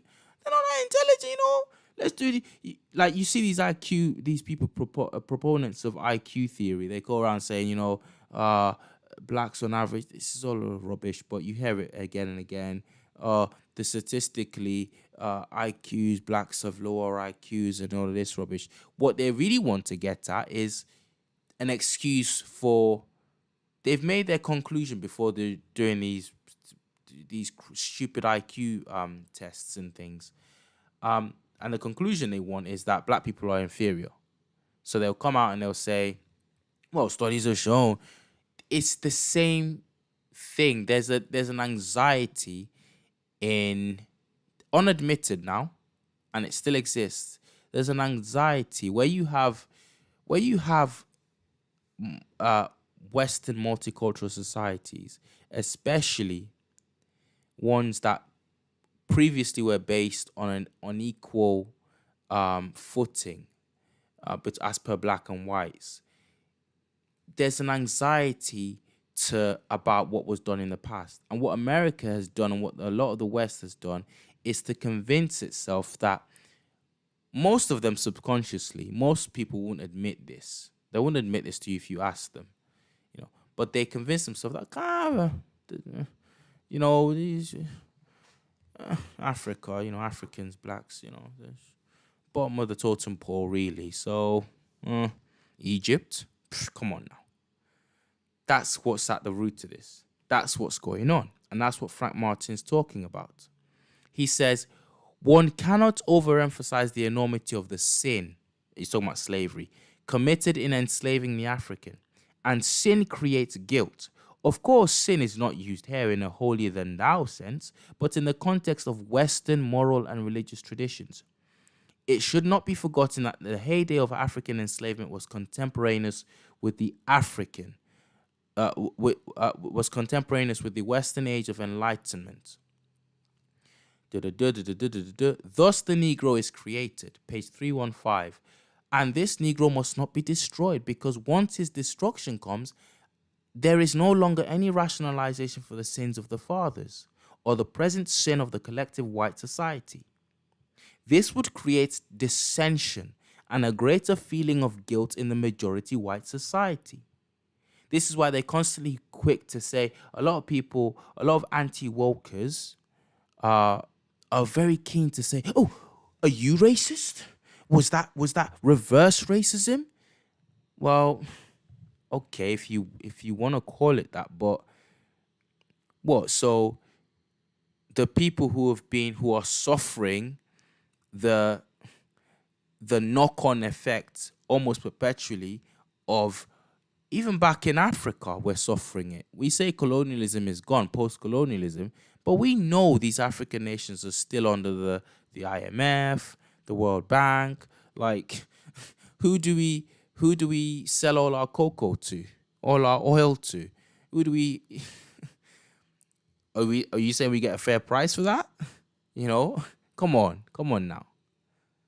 So it's still an operation. But to live with themselves, they have to make up the lie that Africans kind of deserve it because they're not sharp, or they have low IQs, or they could never build anything like Egypt, stuff like that.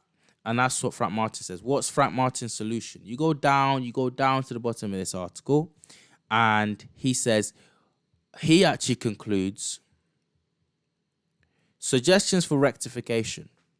Frank Martin says,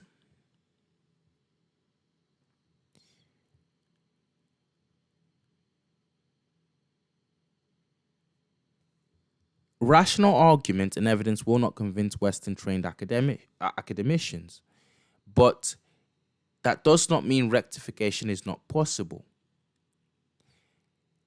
One of the first things he says is, it is important that blacks, both in Africa and in the diaspora, be made aware of their history and culture, and how and why Western scholars have so distorted both, regardless to whether whites and self-hating blacks accept it or not. So he says, we've got to stop caring about what they think. Whites and self-hating blacks. Okay? Doesn't matter. We've got to educate ourselves on our history and our culture, regardless of what the Western world is doing. If you told me that when I started Trill Black, I probably would have been like, but we still got to bring the West along. We still got to, because they own the universities. No, it doesn't matter. They don't, anyway. They don't. But even if they did, I'm going to say something that's going to sound, if you're looking to catch me and say, that's reverse racism, you're racist, whatever, you can go ahead and play that game all day. But I'm going to say it, okay? You ready? They follow us. Black culture is global culture. Black culture is, people are talking about Beyonce stealing country music. I cannot tell you the amount of blacks, the massive country music was black music. We just loaned it. We loaned it. The whole go look into the origins of country music. Look into the origins of country music, and you will find that it was black slaves. It was black slave music that was then repackaged, just much like Elvis Presley. Elvis Presley repackaged Southern blues, black blues to a white audience. Same old story. They follow us. Our culture leads the way. It is what it is. It actually is what it is. But in saying that, it's not a hate thing. It's an acceptance of fact. But I think that's because when you just get on with your thing, when you just do your thing, you just do you, you're cool. No, there's nothing like the guy in the room. There's nothing like, we've all been to school, there's nothing like the guy in the room who isn't fazed by what everyone else is doing, just does his own thing. Sooner or later, people are like, what's Billy got going on there, And most of the time, Billy's got game. Billy's got something to him, And sly, little by little, people start to copy Billy, We're that kind of people. We just do our own thing, pretty much wherever you find us. And our own thing happens to be quite attractive, So what I'm trying to say is like, we've got this accidental swag. So we don't need to be convincing anybody about anything. We do not need to be convincing anybody about this, and no, we need to educate our own. Sooner or later, like always happens, cultural cross like cultural appropriation will happen again. People will, in the sense that it will be when black folk are in their own bubble of, we know what's what, we know the truth, we know how you tried to steal it, but it doesn't matter. We just know what's what. We know you had to do that because you had to live with yourself. So whatever, ain't nothing. We're just gonna do us. When we're in that space, Frank Martin says that's what needs to happen. We don't need to be going around convincing anybody of anything, you know. And I'm sorry again if you're a Caucasian individual in the chat or watching this back or whatever. This isn't coming for individual people. This isn't coming for flesh and blood like us. We're not. This isn't broad brushing anybody. This is a generalization, a gross generalization, but it is a generalization that's based in fact. There is this deep bias that is there, that is unjustified, but that is, as per Frank Martin, is there and is understandable. Not justifiable, but understandable. And you kind of have to do a lot to deny that. Frank Martin says, ultimately, the change must come through modifying textbooks, encyclopedias. I love Mr. Imhotep. I think his tagline is rebranding Africa, you know, and it does need to be rebranded because the damage that's been done in the wrong branding of us is there for all to see. Okay, to do this requires more than just academic research into the concerned areas. Because Africans, so to speak, are not in the jaws of the lion, entertaining the heretical notion that ancient Egyptian civilization was black and African to the core is less costly for them than for black scholars residing and working in Europe and America. Thus, we can expect much more from Africans than from blacks in Europe and the New World. Indeed, there are already indications of such work in the work of African scholars such as Diop, Obenga, and Chinwezu. However, because of the vast resources and influence of America, potentially blacks in America can play a very important role in this work. It's not potentially. There's nothing potential about that. So, sorry, Professor. It's actual. You know, blacks in America are crucial. Blacks across the world, in Africa and America, are crucial to this. They're absolutely crucial. And it's because it's all our heritage. You know, so I understand what he's saying there, but I think it's a mild disagreement, but yeah, it's just a mild disagreement. There's nothing potential about it. There are several things that blacks in America can do to work toward rectifying the distortion of black life and history. First and foremost, research by blacks in the areas of Egyptology, archaeology, classics, history, and anthropology must be supported by blacks. We got to do that. We got to support it. This principle is applicable to all disciplines. Financial support he talks about. Secondly, everything possible ought to be done to ensure that black youth from the primary through to the secondary education levels get the necessary technical preparation in language and mathematical skills. Third, this is the bit I like the most. Pressure must be put on cinema moguls in Hollywood who make movies of ancient Egyptians and Ethiopians and other people of Africa. So he's basically saying, in the culture, in pop culture, we've got to step up. I'm gonna skip a few things. He says, I love this. Let me not skip this bit. He says, quote, the recently made television movie dealing with the same subject, Moses the Lawgiver, may be somewhat of an improvement in that many Egyptians are portrayed as clearly black. For instance, the priests performing the ceremony at Pharaoh's daughter's burial are all black, but the rulers, the pharaohs most especially, are still Japhetic whites. Listen to Frank Martin. This is unacceptable. The truth cannot be split in half. That's a brother right there. That's what Black Rampage said at the start. We're not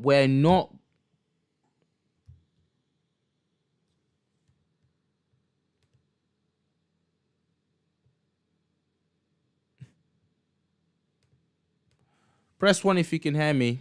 Press 1, please, if you can hear me, because someone just said this live is still going. I hope that's not a question. I hope you can hear me. I've not been talking to myself. Yes, it's still going, brother. We're about to wrap up, though. About to wrap up. This is the key bit. Frank Martin says, non-acceptable. We're not doing half and half. We're not doing mixed Egypt. We're doing black Egypt. In Hollywood, and he says the truth cannot be split in half. There is no need to speculate about this matter. The Egyptian kings of the Exodus, as portrayed in the above movies, are the Ramesside kings of Egypt's 19th dynasty. The Egyptians represented the different peoples known to them at the time in the tombs of these Ramesside kings and represented themselves and the Ethiopians to the south as charcoal black and nearest to the gods. The Asians were third in line and the Japhetic white was last. This is on the Egyptian walls. To have a Japhetic white as a ruler of Egypt when Egyptians thought of them as the farthest from the gods is too gross of a violation to the facts to be tolerated. Black entertainers have a role to play here. They should make it their business to keep a close watch on the making of all movies involving African antiquity. So we need to, the major figures in Hollywood, across entertainment, we need to band it together. We need to actually stretch our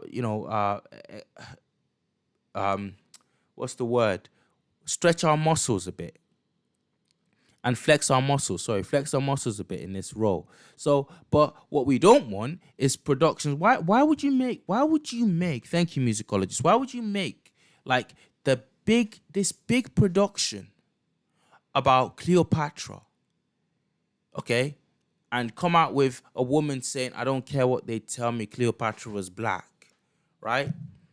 Just memeable to no end. Why are you doing that if you're not trolling? And I'm going to say it now, Jada Pinkett should be ashamed of herself for being involved with that. Why didn't she say, no, let's do one about a queen who we know? All the other queens, long before the Greeks came, the Ptolemaics came. Let's do one about Mos Neftari. Let's do one about any one of these people, the real Nefertiti. Let's do one about let's do the real Egyptian queens. Her name escapes my mind now. My memory. I think she was the first female Egyptian pharaoh. Let's go that far back. We got representations of these people. We know they were black. So, but no, we'll do Cleopatra and we'll make her black and then we'll make ourselves laughing stocks. Let's do Kandaki. Yes, thank you. Candace, Kandaki. So, Mary Atton, thank you, McMountain. Thank you. So we got all these things that we can do, but we're not doing it, and we're sort of we're just I don't know how we're falling for the okie doke this late in the game. And that's what Frank Martin says. He says, look, let's answer the question of this live. Why whites and Arabs need ancient Egypt? Or as I said in a previous post today, will they ever let Egypt go? Will they ever say, do you know what? We did a stupid thing. We dug ourselves into a hole. This is your history. And we need to be properly woke. The word has been hijacked. It don't mean the stupid, the complete nonsense you see out there today. I won't go into any details. But when I started using that word, and I'm no old head, but when I was using that word, we're talking woke meant just awake to the agendas of the man, awake to how the authority figures are shafting every single one of us. That's what that word meant. didn't mean the stupidity that you see now. So let's actually be woke properly in the proper sense of the word, and let's do this thing properly. No more fake Cleopatra things. No more. That's what Frank Martin was writing about 40 years ago, exactly 40 years ago, because I'm looking at this paper and it's March 1984, published in the Journal of Black Studies. I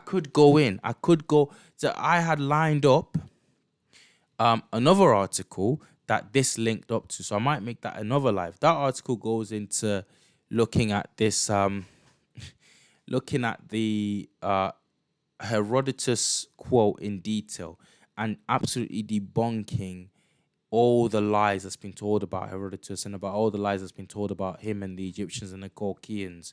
That article actually takes them to pieces. It's beautifully done by a certain. I'm not going to tell. I'm not. Do I mention it now or do I say it for another live? Don't want people going out there and taking the energy out of the momentum from under me. But I'd like. Yeah, I think this calls for us to do this again. I think it'd be interesting to do this again. Okay, so what I want to end with tonight is I just want to say this one thing. I actually don't think we need them. I don't think we need them being Western academia, Arab academia. We know that left to their own devices, this isn't a positive outcome. They will do what they do. They will suppress the truth. They have the Western academia has a vested interest in pretending, seeing no evil, hearing no evil, speaking no evil. They have a vested interest. They can't begin. Imagine all the. They've dug themselves into a hole that you can't come out of. Imagine having to say all this whole thing we call Egyptology, that we give ourselves degrees and names and professorships. So this whole thing has been a cartel just to hide and to steal the history of a great people. A great people. As great in the sight of the Creator, as great in the sight of God as any other people. No supremacy thing here. Sorry, guys. But we've done the most to hide that truth. But now we're going to come clean. It's been a fraud. They're not doing that. They're not doing that. So this idea that I'm going to say his name, I've done all 3 hours, almost 4 hours, and not mention his name, but I might as well. Metatron. So there's no way a Metatron is coming out right and saying, do you know what? Herodotus isn't saying, as a tanned Greek himself, he's not going wild about the Egyptians being tanned like the Colchians and writing about it. He's not, unless he's talking about something significantly different to just tanned. Herodotus is Greek. He's tanned himself. So why is he talking? If he wanted to say the Colchians,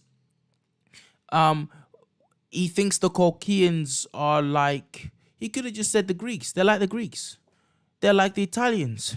They're like the this and the that, any other people. But he says they're the Egyptians. They're like the Egyptians because they're black. So Metatron could easily put two and two together. He could see that. You can see that he has resources to go and, look at the fact that there are other ancient sources that talk about Ethiopians living in the Caucasus Mountains. He has the resources. He knows this. He didn't mention it once. This isn't about, mean Lysitron. Mean Lysitron, that's a good one. He has the resources. So, but is he going to come out and say, I've looked into this. A lot of the stuff I'm standing on is shoddy. It's really, really shoddy thinking, shoddy reasoning. I also happen to use, every time I come back in one of these videos, I always happen to use flawed, like debunked studies I wonder why that would be. He's not gonna go away and think that over, mull that over, and say, do you know what? This field is muddied by racism. Is muddied by white racism. And I understand why that is, and it's because you were black. These folks were black, and we didn't want to admit it, and I'm sorry. But listen, all 800K subscribers, we've been wrong about this. Still call them out on Romans being black. Still call them out on Chinese being black. But come on. These men were on Africa. They were on African soil. I'm slipping into my Jamaican accent now. But these men out here they were flipping black as anything. So we need to stop the capping. No, he's not going to do that. He's going to make another video and he's going to talk about mixed Egyptians and, some were black and some were white. So let's all get along. That's the best you can hope for. We don't need to hope for that. We know what's what. And we just move on. We just move on. So that's my conclusion. That's my conclusion. They need Egypt because it soothes their consciences. It covers over a whole lot of mess. And it's embarrassing. It saves face to just say, look, the best we can do for you is, they were kind of mixed. So some of them were black. It saves face. And as long as human beings are human beings, that's the best you're going to get. But we don't need it. We don't need to get angry about it. We don't even, I've stopped replying to every single troll who comes in and says, and does a we was kings thing, because it doesn't even really matter. Like, it's true, if our ancestors were our ancestors, the true Egyptians know the true Egyptians. It's counterproductive to engage these people. We need to educate ourselves, use our bargaining power where we can in the culture to say, no, we're going to represent this the proper way, and we want to tell these stories the proper way, I'm just going to go back. Someone said something interesting just now.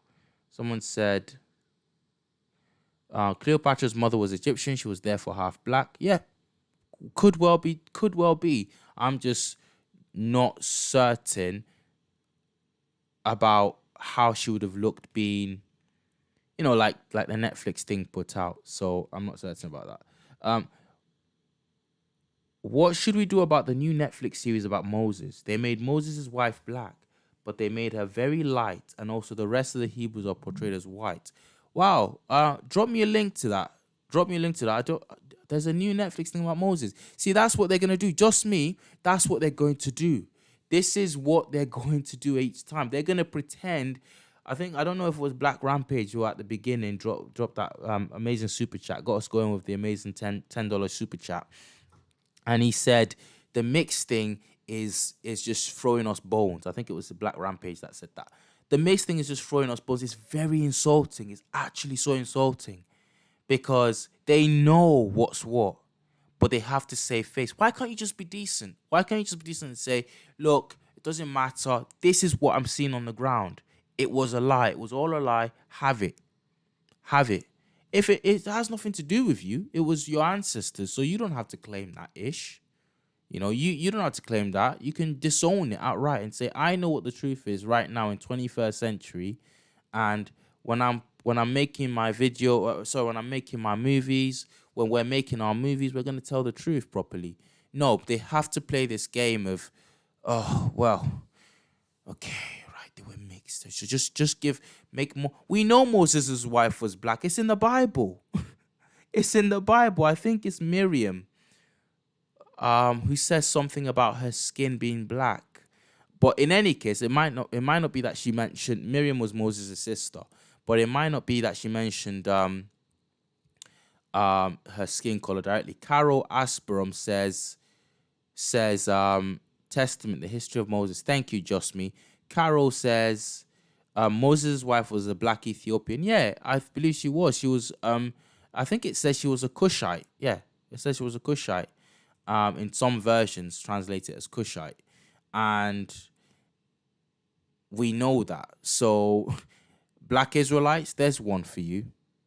Like the leader of the savior, as per the Jewish religion, Moses, his wife was black. We might not know about him per se, but his wife was black and his kids were black. So miss me with this whole, oh, how dare you say, like, I don't think it's a big deal. I don't think it's a big deal that, like, it follows that if Egypt was a black civilization, Canaan, right next door, would have had a sizable, which was a colony of Egypt, would have had a sizable, if not majority, black population too. So I don't see that as a big deal. I just don't think we can say that it was as uniform as Egypt. So, I don't know. And then I'm going back and just want to catch any interesting comments before I sign out, because you guys have been really good in the chat, really interactive. Time for us Africans. Wisdom says, time for us Africans to make our own movies and show facts of history. Nigeria is starting to do that. It starts with us. Dependency on the white image is dying away. Change is happening. It does. And my American brothers and sisters, I want to say to you, the world follows you. Like, the world is, we're not just talking about blacks in general. The world owes, modern society owes a massive debt of massive debt of gratitude to African American culture. So much has come out of African American culture, black folks in America. Their culture and their not just culture, but inventors.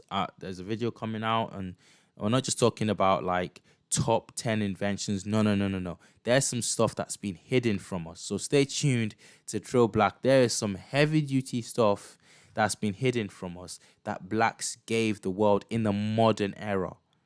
And I can back up. This thing we call the Industrial Revolution, that was this white thing. Boy, oh boy, guy, all I can say is stay tuned. Stay tuned. It is 2:30 in the morning in the United Kingdom. Probably about, what's that in Eastern Time? America, that would be 9 o'clock, 9:30, I think, sometime in America. So I think you guys will at least say I've done a marathon tonight. I've done a good bit tonight. Thank you all so much for joining me. I'm so happy. I'm happy for the super chats we got. I'm very grateful to Black Rampage. I'm grateful to Science and Inspiration. I'm trying to remember who the other person was who dropped us an amazing gift on the channel. Sugar. Who was, what's his name? Anyway, I remembered him at the time. I spotted him and I said a deserved thank you. Much deserved thank you. I thank you so much. And the rest of you who've been here with me, just talking, chopping it up, I'm so grateful to you. Okay, watch out. I'm coming out with another video in a week or so, and this will be quite extensive. And again, this work takes a lot. So please, if you can, join, become a member. The 3 tiers. You can be a Trill Black Scholar. You can be a Trill Black Soldier. Soldiers get, or if on request, you get to be a moderator. So if you want to be a moderator, you get the wrench. You don't get a wrench. You get a bow and arrow, because you're my archers. You're my Medjay archers.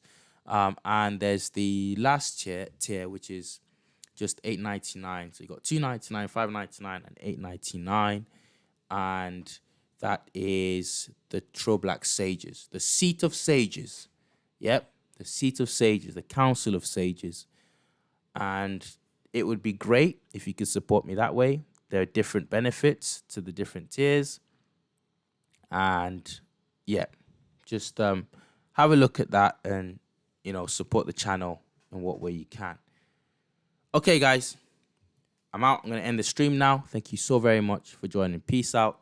This is Trill Black. It's been Trill Black. Kush to Compton.